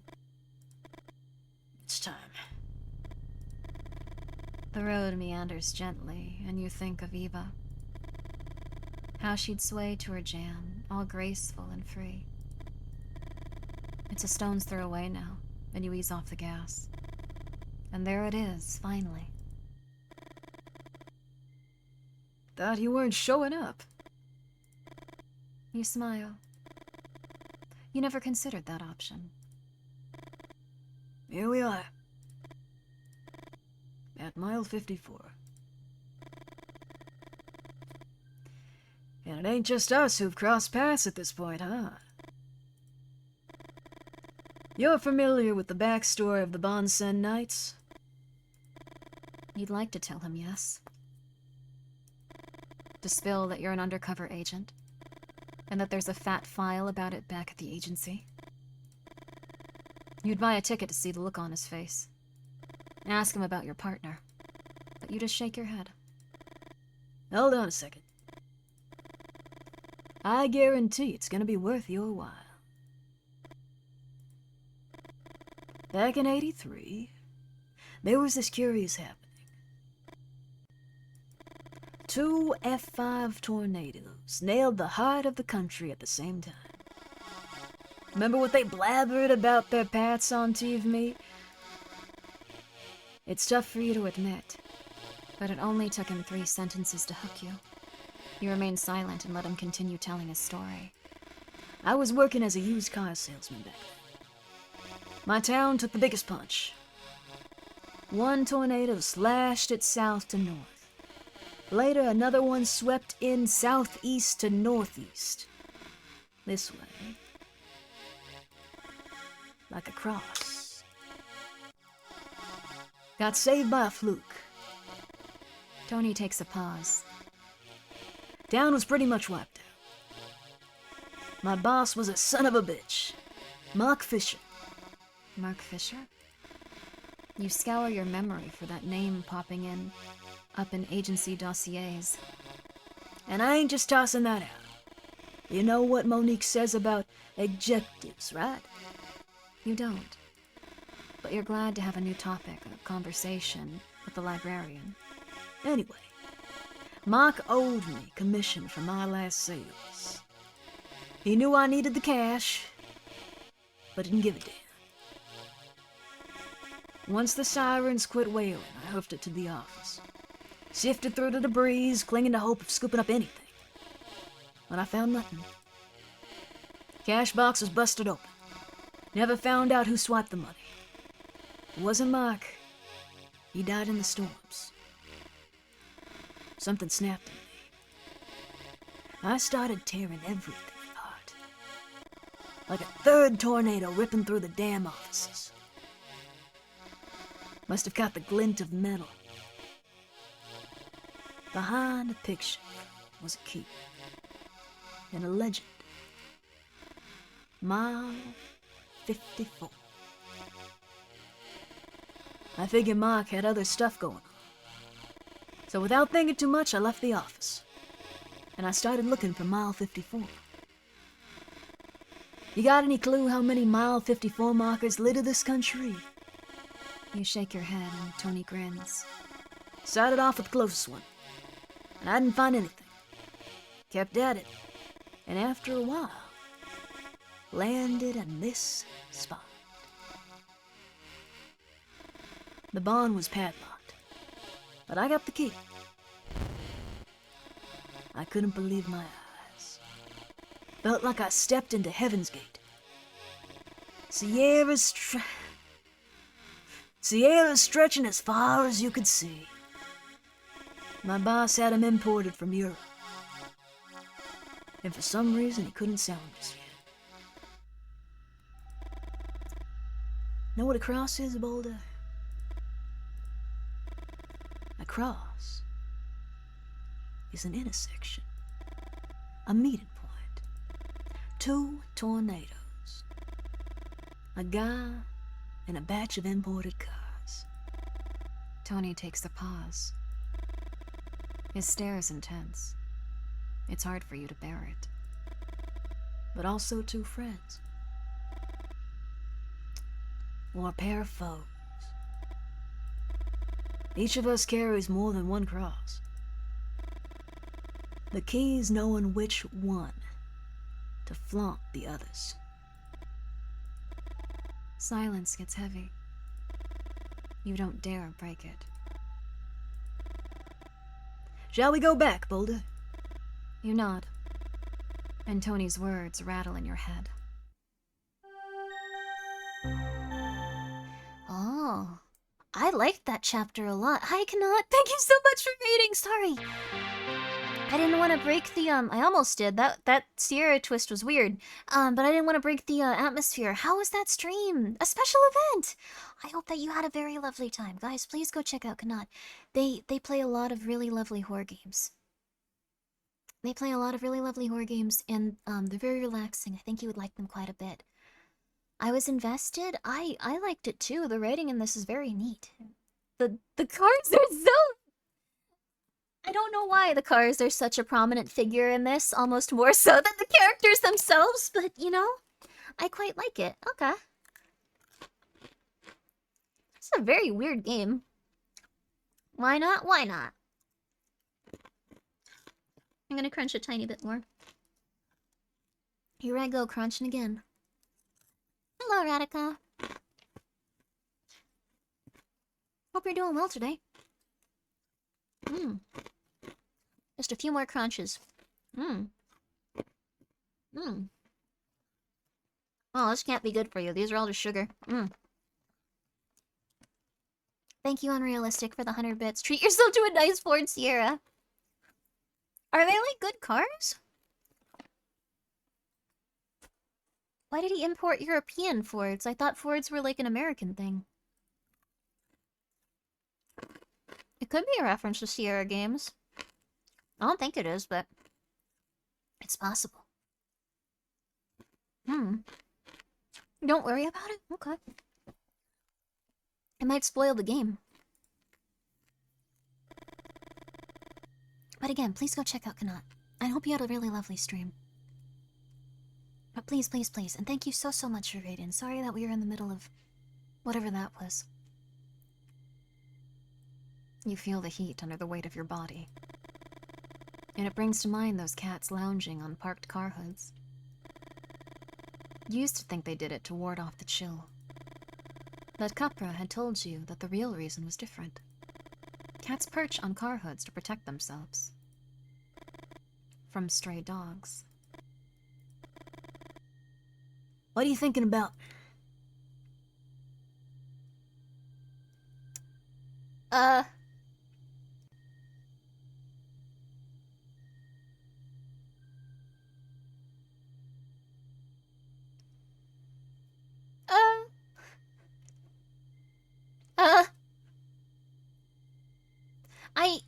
I can't save. I didn't save. I'm stupid. I'm just stupid. I'm sorry. I hope he stabs me if I get the wrong option so I don't have him go like, ah, this guy's scary. I'm thinking about what we're doing here. What's the plan? Vincent eyes you like you're some kind of puzzle. Sometimes I'm scratching my head wondering if you're just a bit slow. Or if you're trying to bait me into saying something that'll screw me over. No! Can I load from... Oh no! Oh no! No! You lock onto his stare, like they taught you at the agency. I probably could have gotten his suspicion down. 1, 2, 3. Smile? A broad grin spreads across your face. You wanna frisk me, Vinny? That's it, isn't it? Vincent lets out a laugh. Improvise, Boulder. Planning is for nerds. You hear how he clears his throat. He likes me more, yay! And spits on the asphalt. Did you know that saliva can stimulate the soft tissue repair? And that it can accelerate healing? Vincent looks at his arm for a few seconds. It's little I remember from school. I dropped out at 15. I'd lock myself in my room and cut myself near my elbow. Then I'd spit on the wound and stare at it for hours. Okay. I showed my brother what I was doing once, and the prick told our stepfather. He'd still feel the pounding I took. The thing is, the things he hurled at me. Years later, I tracked him down. I took a butcher knife to him. As he bled out on the floor, I started spitting. I spit, spit, spit, spit, spit. My spit was all over the place. Except for that hole I put in that piece of shit. Boulder! Cross the truck's path and make it stop. I'll handle the rest. You rush to the door and fire up the engine. Huh? I'm gonna die! Cross the truck's path and make it stop? So that was the plan? You slam down on the gas pedal, trying not to get left behind. Hey! You look to the side, and you spot Vincent clutching something in his right hand. You have a bad feeling about this. I'm gonna get this guy killed. The truck driver seems to suspect something, and he's driving at full speed. It's going to be hard for you to overtake him and cross the car in front of him to force him to stop, especially given oncoming traffic.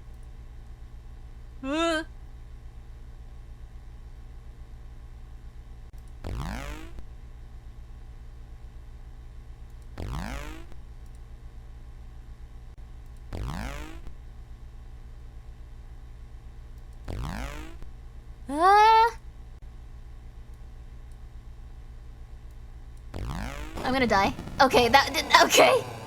The Sierra spins a few times in the air, and you are engulfed in flames. You die on impact and burn brightly. Okay, that's fair. I don't want to murder this guy. Do we have to? They said dogs and cats have better saliva than humans. I don't know how true that is. I think you need to be careful with that, though. You look to the side. Okay, maybe they won't murder him? I'll just be careful.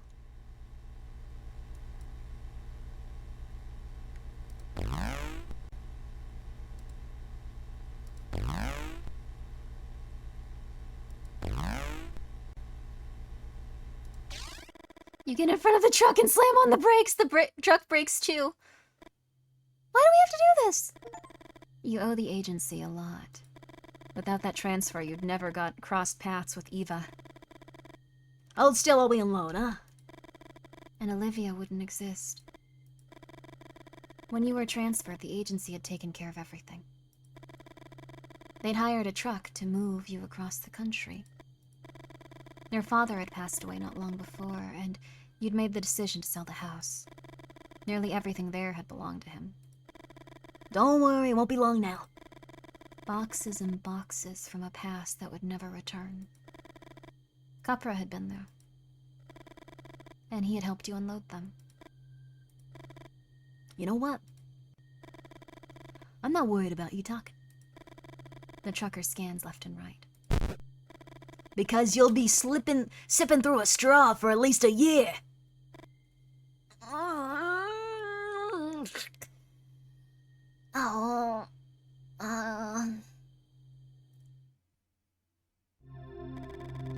Capra used to say that silence is more important than words. At least you didn't kill him. That the person who listens is more significant than the one who talks. And that words mean nothing without someone to hear them. Jesus multiplied the loaves and turned water into wine.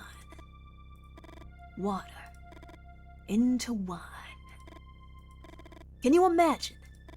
Why settle for a wine that's watery? There's laughter and some applause. I promised you a better miracle, didn't I?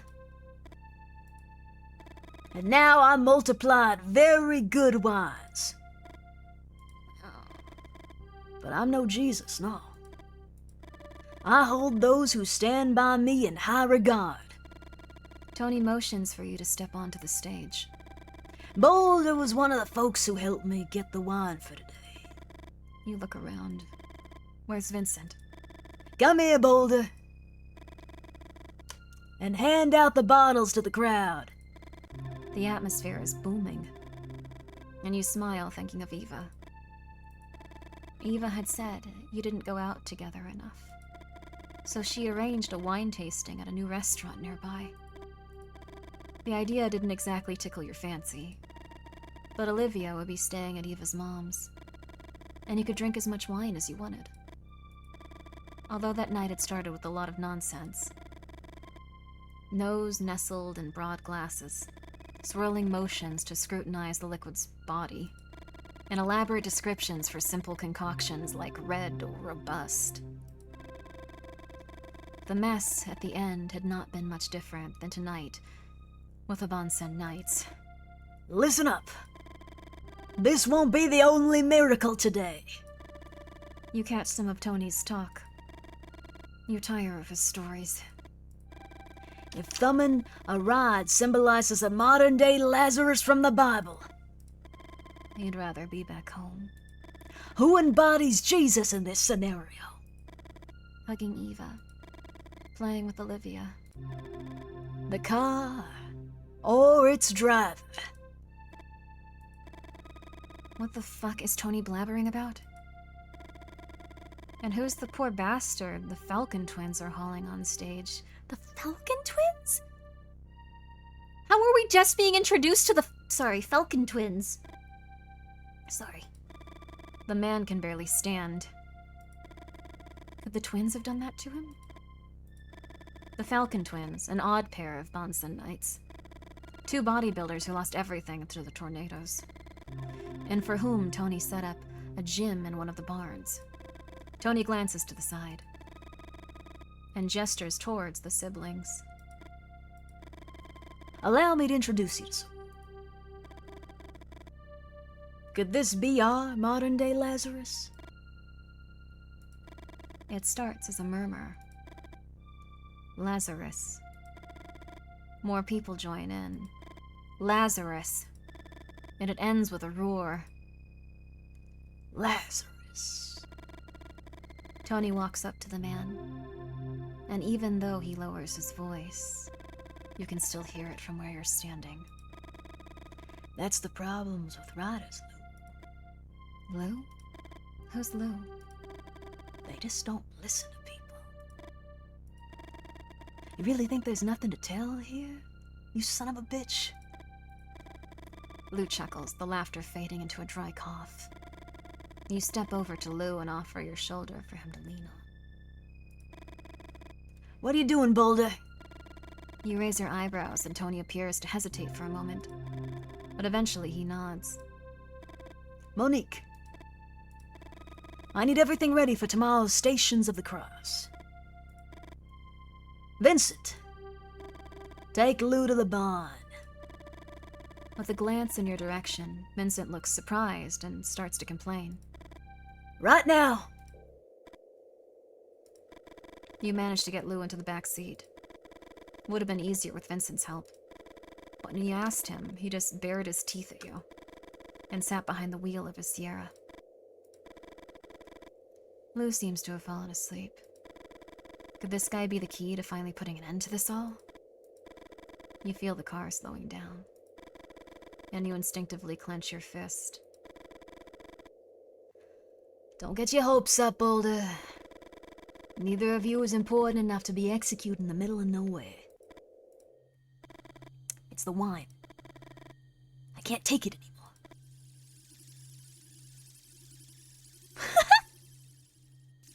Okay, well. I like that you guys like the Falcon twins as much as I did. He's pissing. This feels like a be right back screen for a VTuber. Like, 1 second.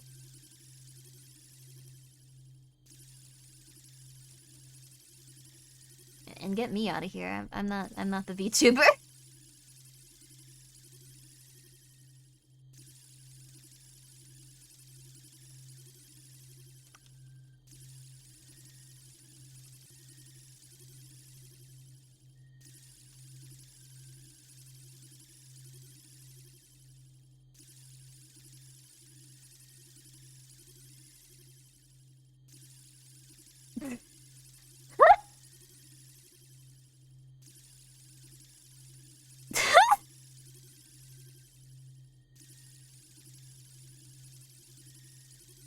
This is Clavio Core? I like it. Good for him. Like, it's just an endless pee, too. Grimmi, stop pissing and come back. I haven't left. I was just being a silly person. I was just being silly. I'm sorry. I like being a little silly sometimes. What can I say? What can I say? There we go. Okay, there we go. He can stop pissing finally. He has a disease or an illness. It's been like 2 minutes. Take a screenshot and send it to her. If anyone took a nice clip or screenshot, go for it. You don't have much time. You shake Lou until he wakes up.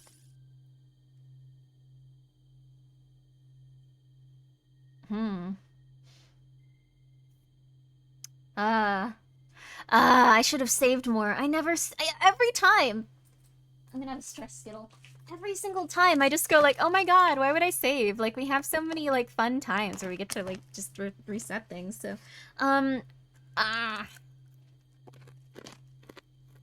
He needs to get his prostate checked. Something tells me that Vincent's not the type of guy that does that. He's not gonna go to a hospital. I'm not gonna get anything checked.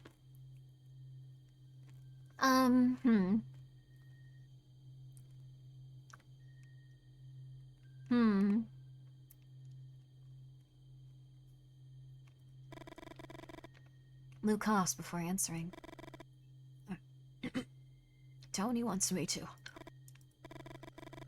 He's having a hard time concentrating, and you squeeze his shoulder. He wants me to write his gospel. Interesting.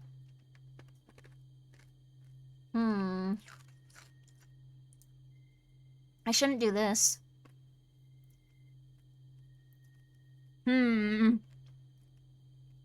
None of these seem like good options. If I tell him who I am, I'm gonna get killed. Oh. Also, thank you, Emil.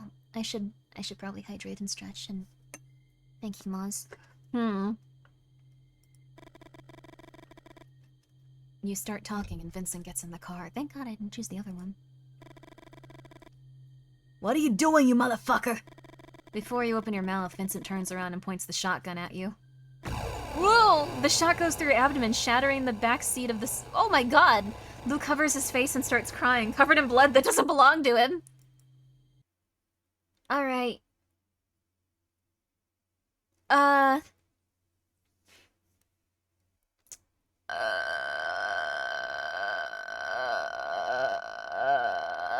don't know if he would have... Okay. You start talking. Okay, so if you choose that one, he always goes to that. Okay.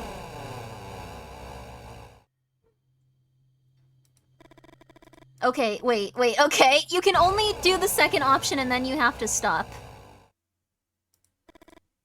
Wait, what? Okay, no matter what right now, it's just always gonna do that, I guess? Ask why you start talking. Yeah, okay, you just die no matter what. Okay. So I guess we can only do this. You fall silent and hear Vincent's footsteps outside the car. You miss me? Hey, wipe that expression off your face, Boulder.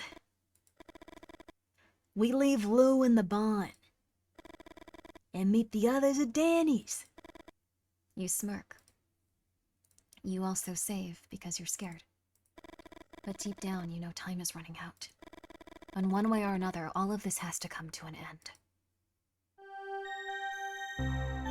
This is a weird game. Like, I don't think anyone's likely to play a game like it, ever. Like, this is the one. We're on chapter 7. Let me look up how many chapters there are of this. Bonsen Knights. Keep wanting to say kings. Chapters. How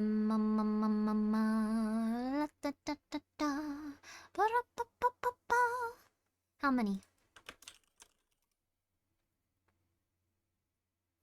10 chapters. Oh, we should definitely keep playing then. Okay, cool. We're gonna, like, probably beat it tonight. What's this about? It's about a cult that worships Ford Sierras. I'm not joking. European cars imported to America because they don't trust their own Ford factories. A tornado wiped out everything. We played an FBI informant.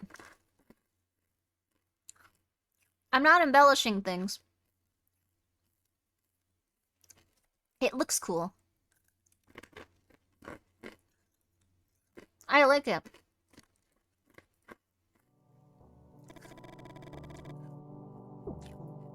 You enter the bar with a knot in your stomach. You feel that Tony is entering a spiral of madness that is dragging all the Bonson Knights down. Oh yeah, we fight tornadoes. Thank you, Unrealistic, for the 100 bits, and thank you. Oh! Maz, good luck with the job interview. And also, Marco, thank you so much for coming by. I'm glad that you're enjoying the... This is kind of like a different stream than usual. It's more relaxing.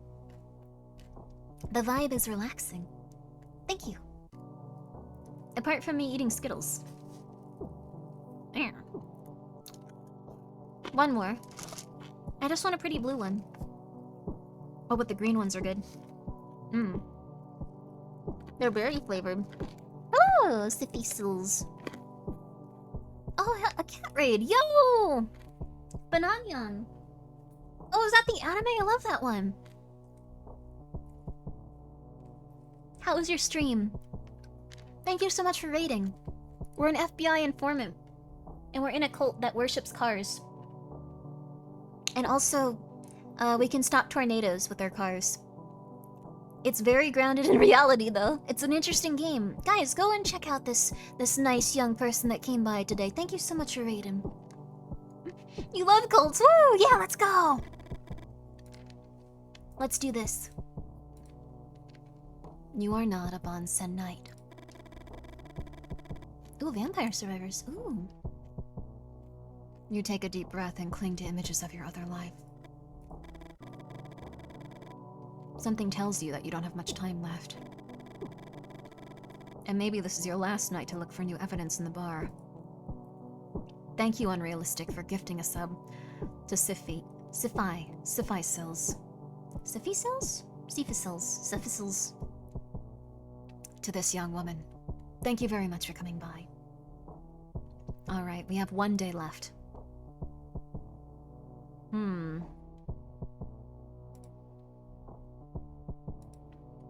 Let's talk to Monique.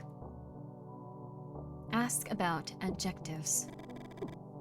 Why are you asking me? Say that Tony mentioned it. She sighs. Tony believes in the power of the verb. And that's why his whole speech is religious. Religions speak of the verb. Because they believe the true mystery of being resides in change. In transmutation. Things do not simply be. Things are transformed. This allows them to divide existence into states. Up and down. Life and death. Heaven and hell. The verb is change. And to control the verb is to arrogate oneself to the possibility of that change. Those who control the verb control the state of things. What? The adjective is something else. Oh, Pumpkin, what's wrong? Sorry, Pump needs a little pet. This woman's smarter than me.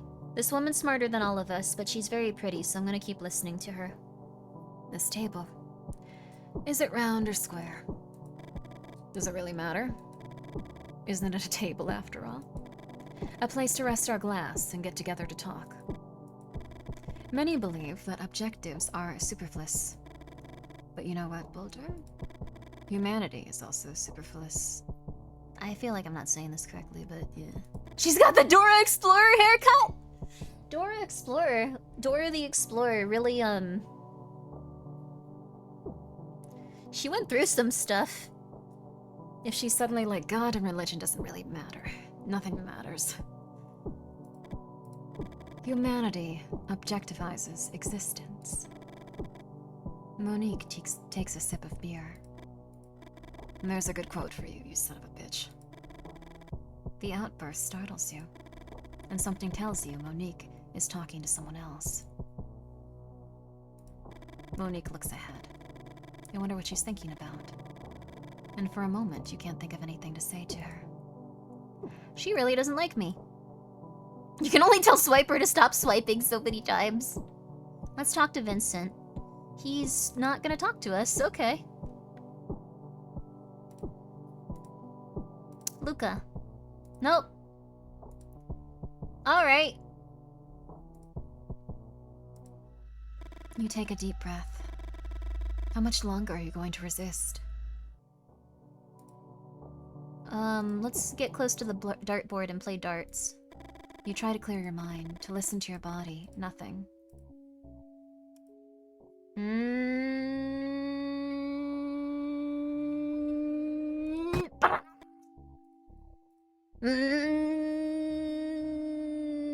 Your mispronunciation adds to the haughtiness of the character. She's only read, she's never communicated. I'll just... I don't think I can do this without getting, like, the special thing, but... Okay. Okay, let's see. Right of the bar. Go to Tony's office. There are 2 goons checking that no one enters the office. I don't think I can do anything. I don't think I can... I think I might have, like, maybe gotten a bad ending for this game. Because I can't imagine what we can do at this point.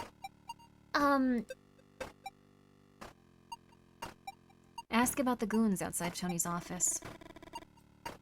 Kevin looks at you and seems to hesitate. But in the end, he says nothing. He remembers Cupra's technique. The imaginary bar. Maybe you could get Kevin to trust you completely and deplete that bar. Listen to Kevin's stories. You can hear them in any order you like. Although there's something about the chronological order that seems to make things easier to understand. The stories I wrote about this guy are called, The Ascent, The Ones Above, and The Fall. Huh. Also, now we can ask him about the stuff, but, I like Kevin too. He's really cool. He could have been like an engineer, but he chose to stay at like his dad's bar. Listen to those above. Whoa. By this time, our agent had already made a name for himself in the Bureau. Those were the years when serial killers' investigation dominated the newspapers and television. Years in which the Bureau organized talks and conferences dedicated to finding a general definition of serial killer. Setting them apart from terms like mass murderer or multiple murderer. Our agent took part in these events. He even wrote articles about the Bureau's publications. Time between murders, 3 or more murders. All these characteristics were defined in this period. But time passed, and media stopped consulting our agent. He was carrying out several important investigations, but wasn't landing any arrests. A body appeared in 1980, with enough to suggest it might be linked to the murder from 78. The Bureau had developed a query system to facilitate cross-referencing of information. But 2 victims weren't enough to make a serial killer. Our agent possessed unique insights. The music doesn't fit the scene at all, you're right. It's like, da da da da. Like, yeah, the serial killer investigation. Da da da da da. He does look like Eggman from Sonic. He looks like Eggman from Sonic with like a good father figure. I'm sorry, that ruined the atmosphere. I'm trying to stick with it right now. I'm trying to keep it good and relaxed, but... okay. And he knows the way the press, the movies, and TVs treat him. Serial killers had started to be seen as, celebrities.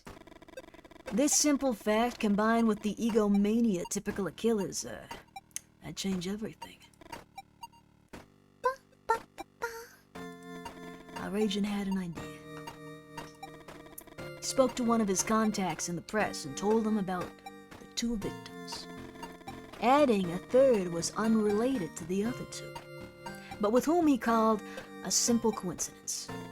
And he asked the journalist to refer to the murderer as the Silver Ring Killer in his article. The day after the story was published, a man phoned the Bureau calling himself the Harpstring Killer, and he said that he had nothing to do with the 3rd murderer. But he did take credit for the first 2, and he'd used a harpstring to garrote them. Ugh. Our agent explained to him that a series requires a 3rd element, and without that 3rd element, it wasn't a series, and therefore it had no right to be given a name. The murderer insulted him and hung up. Fortunately, there hadn't been enough time to trace the call. 2 days later, a new victim appeared, and the Bureau quickly apprehended the killer. He had been careless this time. Our agent was back in all the papers and on TV. But he couldn't stop thinking about the 3rd victim. Had it been his fault? Dang. That's messed up. Holy flip. Propaganda. Hi, jellyfish. Hope you're doing well. I want to listen to his stories though, so we're gonna keep on with the like. Listen to the ascent. He joined the FBI when he was pretty young, but his real rise happened a few years ago. About the same time the world got wise to the concept of serial killers. Between 1973 and 1977, there were 5 murderers perpetrated by a traveling sales... 5 murders, not murderers, perpetrated by a traveling salesman in the American Mid... It's such a groovy dude. The police in each town managed to apprehend the killers after investigating. They were quite similar to each other. The evidence seemed clear. Neighbors locating the salesman at the scene of each crime. Murders committed with the objects that each salesman was selling. In all cases, the salesmen claimed their innocence. But who in their right mind wouldn't try to save themselves from a life sentence? Then, there's another murder by another salesman. Our agent decides to take another look at the past cases and start spotting, some coincidences. And he finds a witness testimony that the police seem to have, dismissed. A family car had been seen driving around the block of one of the victims. An idea began to form in our man's head. Why would anyone assume that a salesman would kill one of his potential customers? And not only that, why would anyone assume that several salesmen, 6 if we take into account the last murder, would kill the potential customers? Wasn't it more logical to assume the existence of another individual? That's how our agent found the serial killer he dubbed the Red Herring Killer. Unbelievably, the Red Herring Killer actually did turn out to be a salesman. A salesman who was looking for other peddlers who shared some part of his route, who he followed to choose his victims and commit the murders under the cover of evidence that convinced the police. The FBI was able to convince the Red Herring Killer of all 6 crimes, and our agent was celebrated in national and international media. But do you want to know why he was promoted so quickly? It wasn't because of the investigation itself. It was because of the name. Red Herring Killer. The name was very good. Aw. I'm singing this story. I like him with this music. He seems like a very, like, not in a negative way, but like a kind of like effeminate, like, really, like, macho, like, intense guy, but like he has a very romantic heart, like very, very... I'm putting too many, like, traits on him that probably don't exist, but I like it. I like it a lot. For my jobs interacting with customers, I don't blame... There you go. Well, we know how he got there now. This is our agent's last case.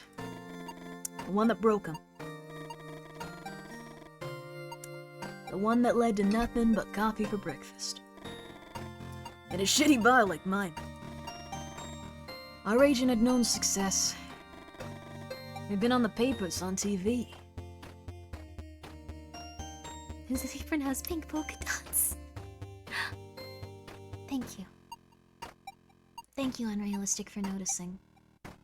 He'd been in the papers, on TV.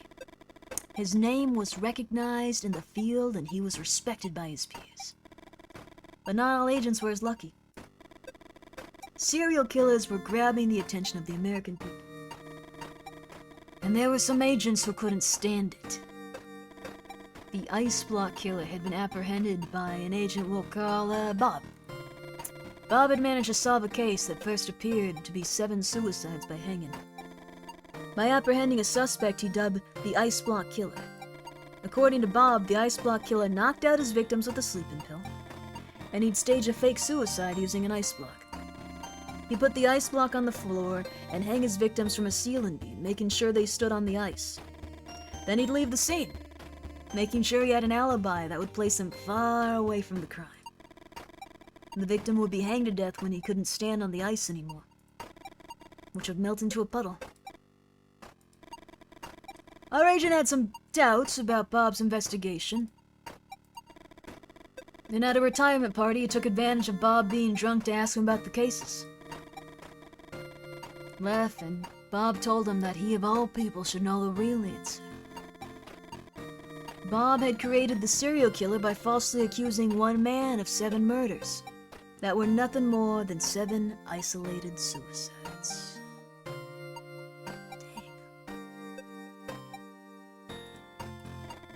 He'd forged evidence, fabricated testimonies, and pulled some favors from friends and the press. Our agent couldn't take it. He reviewed the investigation and sent detailed analysis to a journalist he trusted. He knew that if he kept everything inside the Bureau, Bob wouldn't receive the punishment he deserved. But again, he miscalculated. Minutes after the report went out on TV, Bob was found hanging in his home. Our agent was blamed for Bob's suicide. And at times, he seemed to bear it. But one day, he came across a book of kids' riddles in a used bookstore. And when he would see how the case Bob had built, the hanging and the ice block, had been nothing but a brutal, low-grade intellectual exercise. Our agent would buy that book of riddles and carry it everywhere. He would give up the Bureau, and he'd have just coffee for breakfast in a bar like this one, drinking in silence, and serving his own sentence. Jeez. That's really messed up, dear lord. Dear lord. Holy flip. I guess he kind of did something similar with how he got the third person killed. Like, neither of them were really very moral people. I mean, I guess it's probably hard to be moral in every aspect of your life, but that's a... Jeez. And if the person, like, dies after because... Oh my god. Ugh. Ask about the goons outside of Tony's office. Kevin looks at you and smiles. Attention, everyone! He rings a bell and announces the next round is on the house. The goons approach the bar. Now's your chance. Oh! That's nice! You don't have much time. Oh, I should have saved. Ooh! Close. You check the pockets, pants, and coats and find nothing. Desk. Open. Next compartment. Next compartment. Next compartment. Next compartment. Next compartment. Next compartment. Next compartment. Open. Close. Oh! Previous. Close. Previous. Close. Oh god. Exit. Look at sofa. You rifle through the cushions. Nothing. Oh no. Okay. Next compartment. Next compartment. Next compartment. Next compartment. Open. Close. Next compartment. Open. Close. Next compartment. Open. Close. Next compartment. Open. Close. Next compartment. Open. Close. Next compartment. Open. A property deed. And Tony's signature. You can't believe your luck. Next compartment. Open. A picture of an influential politician standing next to a woman. Bold. Uh-oh.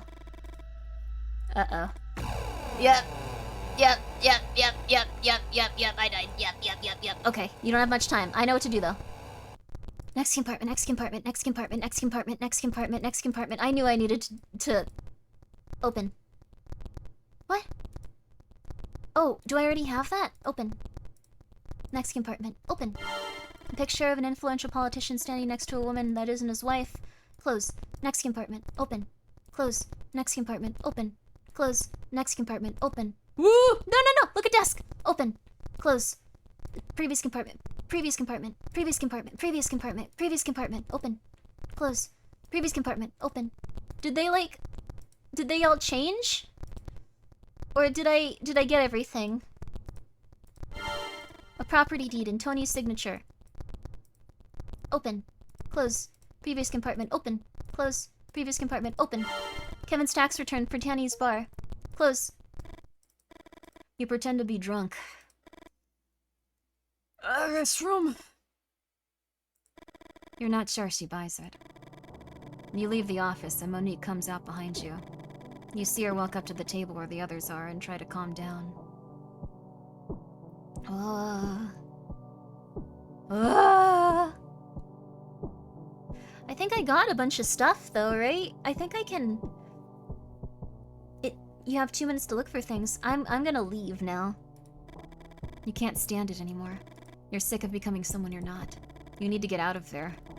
You possess new evidence to deliver to your handler. Despite everything, that's worth smiling about. Let's save. Maybe. Okay, I think we have 2 chapters left. Episode 8. Wait.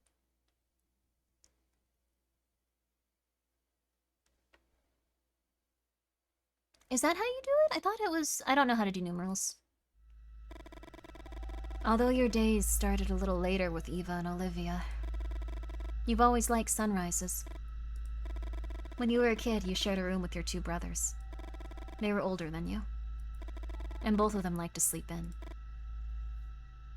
B is 5. Yeah, but I thought, like, once you get to a certain point, you, like... Oh, so, like, 9 would be, like, 1... or IX, but not IX. Okay, that's silly. After... Okay, then. Okay. That makes sense. Okay, yeah. Thank you very much. That's what... I knew at some point it did. I didn't go to school, since they wouldn't let you open curtains too early. You had developed a system. You would lift a curtain a little and prop it up, using Gumby, the toy that your uncle had given all 3 of you, but your oldest brother had taken. Gumby could bend, so it was ideal for adjusting an angle at which sunlight came through the window, and illuminating a small area of the floor in front of your room. Lying in that pool of light without making any noise, you would read or do your schoolwork. You still remember that feeling. The warmth on your arms and face. The pages of the books reflecting golden light. Everything seemed easier in that spot. One day, Gumby fell. And as it fell, it hit another toy, setting off a chain reaction that woke up your brothers. Turns out your arms don't bend like Gumby's. Fucking Gumby, fucking brothers. You think of Lou. Tony had mentioned a stations of the cross, of Via Crucis, and you know that things are happening too fast, and that you don't have much time left. You scan your surroundings. The Bonsen Knights are asleep in their cars, and today you couldn't give a shit whether Gumby falls or not. You could attempt to pop open the trunks, to see if any sort of Let's, save our game. see something that see if any of the Bonsen Knights are hiding something that might implicate Tony. You could revisit the cemetery and try once more, even though you're well aware it's unlikely to yield results. Or you could simply return to bed. Your brothers were fond of sleeping, and things didn't turn out bad for them. Good night, Llama. Perhaps you should have taken a leaf out of their book. And then the fictional boulder would have never existed. I don't think this is a good idea at all. You walk to the graves engrossed in your own thoughts. Is it ever going to end? Alright, we need to remember each of these. Our Lady of Health, to whom practitioners? I remember some people called themselves practitioners, like with weird places, pray for physical and mental health. The agency uses this holy card to catalog the medical matters of suspects. Why would they have added it now? Okay, let me write these down so I don't have to go through them 10 times. Okay. Lady Health. Medical. Matters. I feel like I haven't really figured out anything in this game. Why would they have gotten permission from Justice to obtain medical records of some Bonsen Knight and cross-reference data? Father Mario represents Tony. I remember that. Mario... I'm just gonna write Mario equals Tony. Tony.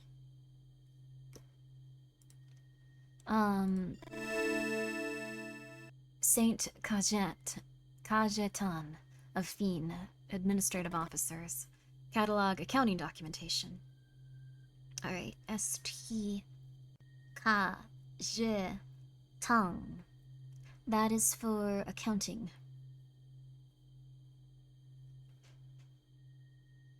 Accounting. There we go. Mary, undoer of knots. Okay, Mary. Mary is an allegorical representation of human difficulties. The knots symbolize those problems that the Virgin helps to unravel. The agency uses her holy card to catalog documentations that seem to be forged. Okay, Mary is forgery. I don't know what agency would use these. They'd be cool, though. Or obtained illegally. Or illegal. There we go. Okay. And one last one. Saint Epidus. Is that it? Patron of just and urgent causes. Also, yes, this is the same as the same guys that did Mothman 1966. Very good job, Evelyn. They've done like a few of them actually now. They did one about Dracula and kids too. I haven't seen a tornado in my entire life. I don't think they happen where I live. Probably because of these guys. Imagine you walk in and all the cards are just the tower. And you hear a Sierra turn over outside. The Sierras are really strange, but they're interesting. If the agency incorporated San Expedito in the investigation, it means that the suspect has a connection with justice or politics. Okay, this one is... X. Okay, X. Expeditus. Expedius. And they are justice and politics.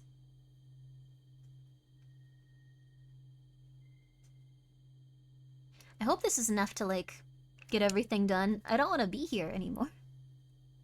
Why would Tony and the Belizean Knights have partners in power? Okay, previous, back. Examine available evidence. I didn't really see it. Picture. A photo you found on Tony's desk. In the photo, you can see an influential politician standing next to a woman who is not his wife. Okay, so that might go with, Saint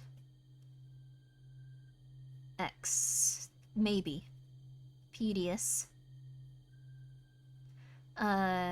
Photo. Maybe. I'm not 100% sure. Property deed. The title deed of one of Tony's barns. With the exception of Tony, you have no idea who owns the rest of the signatures. Okay, that might be, I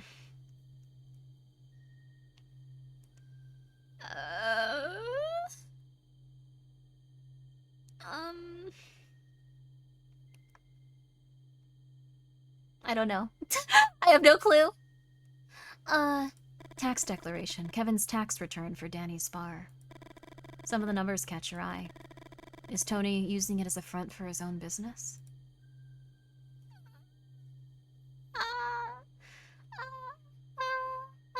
I don't know. I liked Kevin. I don't want him to get into trouble.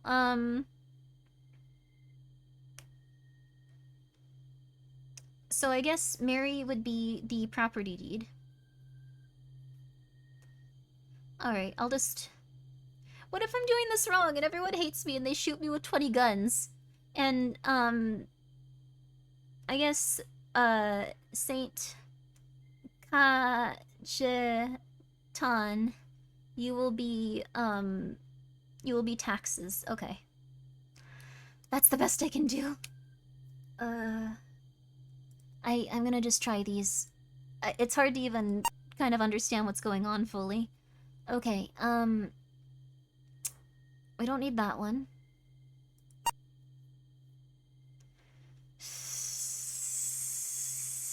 This one represents Tony. I don't know. I don't know. It's okay, Grimmy. We'll still like you. Thank you for not shooting me. That's very nice of you guys. Oh, okay. This one is taxes. You assign the evidence. Mary. Mary is the deed. I don't know if this is right. And then, no, they're not. This isn't gonna work. This isn't gonna work at all. Alright. You don't get your hopes up. Nothing makes you think this time will be any different than the others. What is it your handler even wants? You think that maybe you haven't looked in the right places. Maybe you could have chosen to say other things. Or pursued alternative paths. What about Capra? Could have he have uncovered something? And more important, could he have stashed it away before being discovered? Given what you knew about your friend, you have no doubt. But you don't know where to look anymore. Capra. How you missed that son of a bitch. I like that it's just like, you didn't win, you idiot.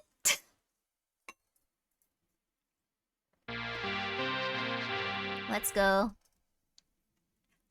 I'm glad you're enjoying the voices. I'm sorry that I'm not a very good what's it called? FBI agent. I am a terrible FBI agent. I can do funny voices, but I don't know how to stop this from occurring. Everyone's been spitting on me, literally, and going like, you stupid idiot, we should do this, and I just go, yeah. It kind of led to a bad situation occurring, didn't it? Uh-oh, well, let's go. You didn't learn anything in school? Eva laughed, stretching out her left hand and looking at her engagement ring. A syndicate? I don't even know how to say this word. I didn't learn anything in school. My wife is beautiful. My wife is beautiful. A syndicate is a figure of speech. It's when you use a part of something to refer to the whole. Or did you really think you were going to just take my hand in marriage? When you told Capra you were marrying Eva, you told him what she said about syndicates. Synecdoche. Capra waited for you to finish and smiled. He said that you'd been very, very lucky. That not only had you found someone you loved, but that you also learned a thing or two. A few weeks later, Capra would have dinner at your house and meet Eva. They'd talk about work, about books, about you. One of them would mention the word Synecdoche. And they would start to laugh. They'd look for examples, ignoring your complaints, laughing at your annoyance. And they'd clink glasses every time they'd come up with a new one. Oh no! Synecdoche.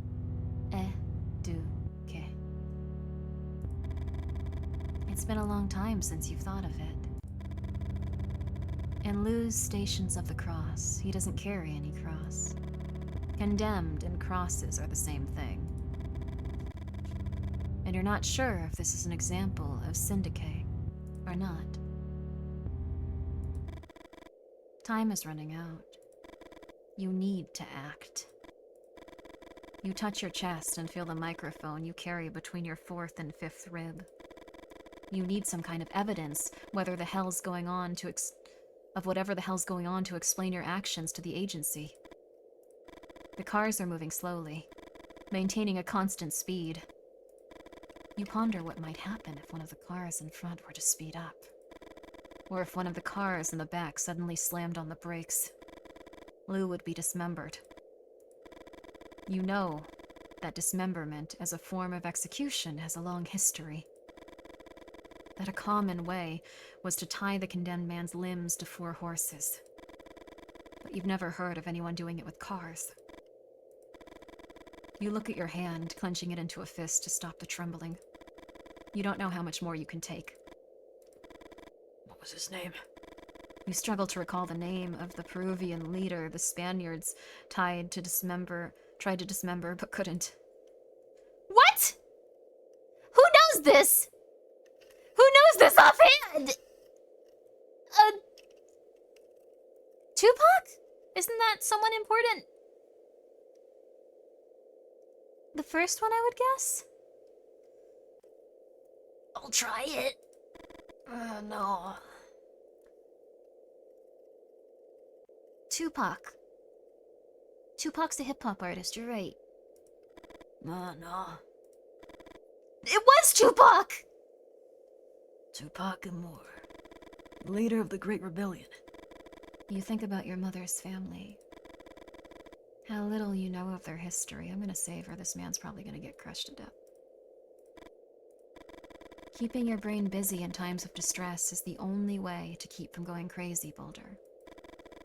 Copper had told you about a soldier in World War I who had received the first 200 prime numbers, who had recited the first 200 prime numbers from memory, as bombs fell in the trenches and fragments of his comrades flew through the air. You miss Capra, and you miss your life beyond fiction. You take a deep breath and hold your head. Exorcisms at high speeds, miracles on the road, and now this. Does Tony really believe any of what he preaches? Holy shit. You no longer have any doubt that Tony is preparing something big tonight.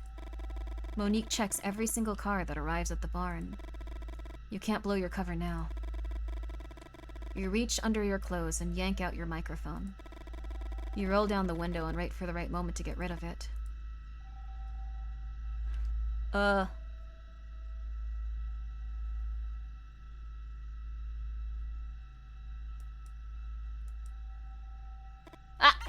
Monique finishes the car in front of you and approaches your car.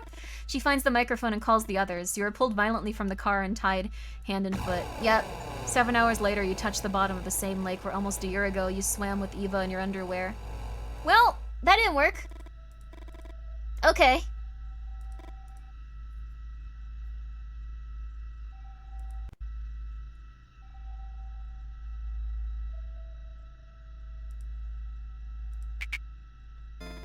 You discard the bug without anyone noticing. Monique scans your car and finds nothing. She motions for you to park your car and you breathe a sigh of relief. Jeez. You walk among the people without quite believing what you're seeing. Until now, everything Tony and the Bonson Knights had done seemed like some sort of fairground trick. A work of grandstanding showmanship, albeit heavily laced with religious overtones. But this? How far would Tony actually go? Do you know longness? According to the Gospel of John, the Roman soldiers who crucified Jesus, they didn't break his legs, as was customary to hasten the death of the crucified. Do you know why? Because they thought Jesus was already dead. But one of the Romans, identified in some of the texts as a centurion by the name of Longinus, he pierced him in the side with a spear to confirm that our Lord Jesus was, or not our Lord Jesus, I'm getting too into this, that Jesus was dead. You look around you. Tony has his audience captivated. Do you understand the importance of what Longus did? He caused a wound that by itself would kill Jesus. To find out if Jesus was already dead, he corroborated the fact by provoking the same fact, eliminating all contingencies. and confirming the idea that one way or another, our destiny is already written. Did you hear that, Lou? I don't need you. I don't need you. Lou's scream is lost among the cheering of the crowd. You can't take it anymore. You have to do something. Uh-oh. Uh-oh.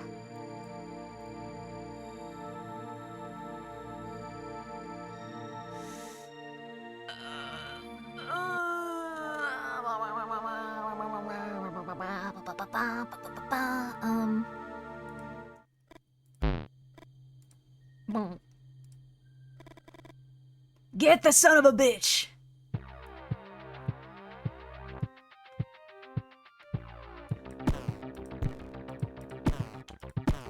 What? Why couldn't I turn around? Blood soaks your clothes. You fall to your knees on the floor. Okay, we're gonna try that again. Punch. Okay, kick. Punch. Punch. Kick. Kick. Punch. Kick. Okay, so... punch. Kick. Okay, I get it. Escape with Lou. You run away with Lou on your shoulder. The adrenaline keeps you on your feet. The helicopter? A blow to the back of your head prevents you from fully formulating the thought. Monique! Help me with these two. Uh-oh. I think I messed up real bad.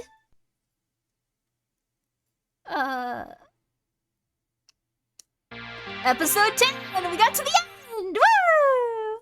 Yay! I'm sorry you lost on inscription. Woo! Yay! Woo! That's not good. Woo! Also, hello, Regigoku, and, I really do like this game. It's very nice.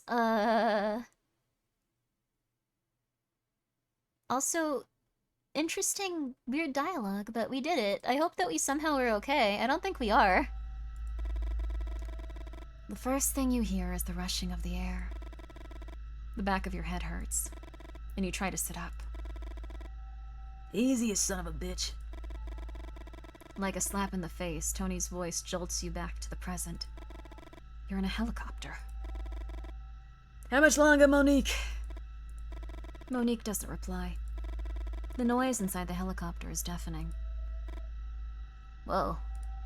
Monique! How much longer? 10 minutes to the nearest F5. Did you hear that, Boulder? In 10 minutes, you're going down in hell. You fucked us, you piece of shit! What did I do? Ow! I always suspected it. You showed up not long after the other traitor.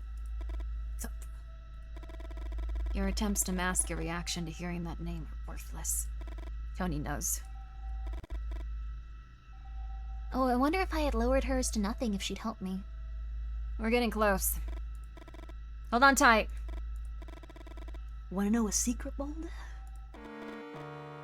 We fed Cupra to a tornado too. You feel fury gripping every muscle in your body. Tony stares into your eyes with an intensity you've rarely seen, and you want to hurt him. Headbutt. You get ready to headbutt him, but Tony knows. Looking you in the eye the whole time, he pulls his head and avoids the attack. Get the fuck up! He raises the gun and makes you move towards the door. Without saying anything else, he kicks you hard in the stomach and you fall to your death. I have to kick him? The kick catches him off guard. You get up as fast as you can. Oh, this is a really intense ending. Tony! What's going on back there? The turbulence increases and everything spins. Nothing I can't handle! I'm bigger than you. You keep us fired! Your stomach churns. The helicopter is losing altitude. take a look. Trees, soil, water. I have to jump? I don't want to do that! You miscalculate, and the impact breaks every bone in your body. Okay. Your stomach churns. The helicopter is losing altitude. Trees, soil, water. Trees, soil, water. Trees, soil, water. Oh. I think I'm supposed to jump when it's blue? Yeah! Boulder? Everything flashes by in a second. Eva, Olivia, Capra. The breakfasts, the beers, the laughs, the cups of coffee. Your daughter's drawings. Lou. It's over. The explosion is spectacular. A piece difficult to describe overwhelms you, and you realize how much your body aches. I need to see my family, Lou. Stop being Boulder. Just be me again.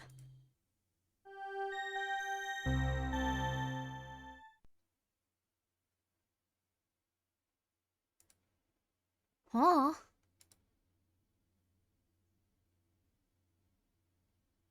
Huh? That helicopter did go off like a nuke, but, I really liked that game. I don't think I played it very efficiently. I liked it quite a bit, but I think I could have, like, done a lot of stuff differently. He lived, at least, and the cult leader died. I'm not sure if anything good came of it besides that. Like, this was very neat, though. Oh, in memoriam of Mari. No! Well, that's very sad. But Mari's probably okay, the one I know at least. Are there other endings? I am very confident there are other endings. I am 100% confident. We will probably only be doing this one tonight, but I quite liked it. Huh? Huh? Huh?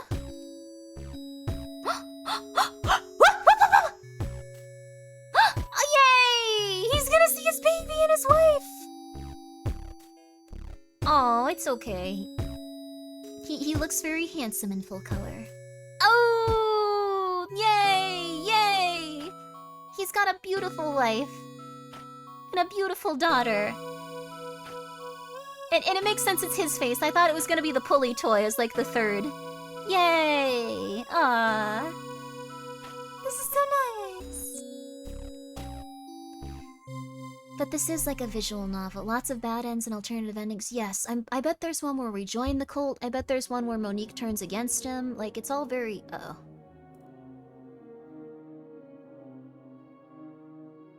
Third pick should have been as the era. I'm very happy he saw his family.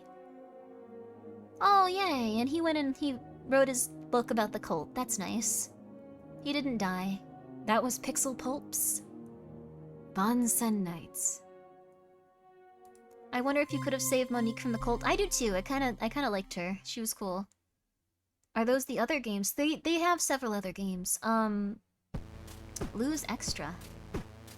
We also have a gallery, so make Glenn's eye.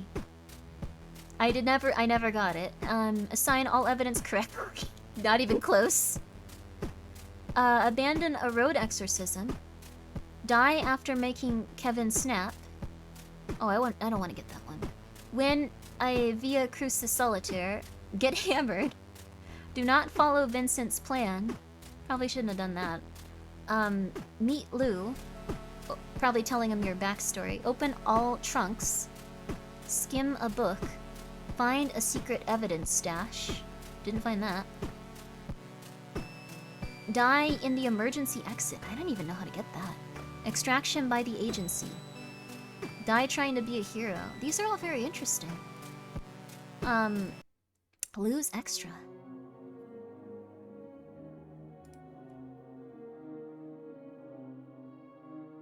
In the end, it was a dream all along. No.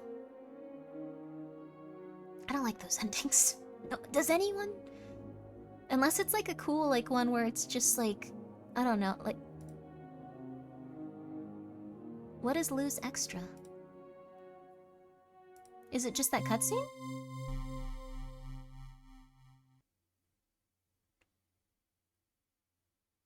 It's just that cutscene. Okay. Boulders extra. Oh, these are if you save them, I think. There might be one more, because there's stuff there. There's also their other stories, so you can do the demos of these. I've played this one, and it was very good. I wanted to play this one. I played the demo of it. It was very good. I like cool, like, vampires and, like, not in a rude way, but kind of like fruity guys a little bit. Like, I think they have a cool style, so this one appealed to me, but I never played the full version of it. But they're all, like, pulp novels that you can play and stuff, and they all have different, like, as you can see, this one's very green and white, this one's very yellow and blue. Like, they all have different, like, styles, and then this one's all, like, red and pink. So it's very neat. It's very neat. I want to play Barney Lake too. I do too! I really do. But, this was Pixel Pulp's game. I'll leave it at this so you guys can play it too if you'd like to, because I quite enjoyed it. I quite enjoyed it. Also, yeah, the agency didn't get involved at all. Like, I killed the cult leader with my bare hands, pretty much. The vampire and it isn't red. That's a gutsy choice. I like it. It looks good, though, doesn't it? It looks good. Like, it's a good style for it. Okay. I'm from Mothman country. Heck yeah. Heck yeah.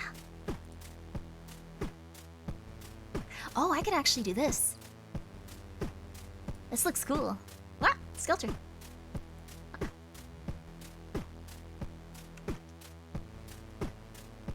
Yeah, we're back at my desk. The deliberate color choices are very excellent. They are. They got really obsessed with cars for this one, but it's very neat. Like, I don't think there's a single game like this in the world. It's a good background, isn't it? Yeah. It's good. Oh, hell yeah. Let's see who's streaming. Ooh.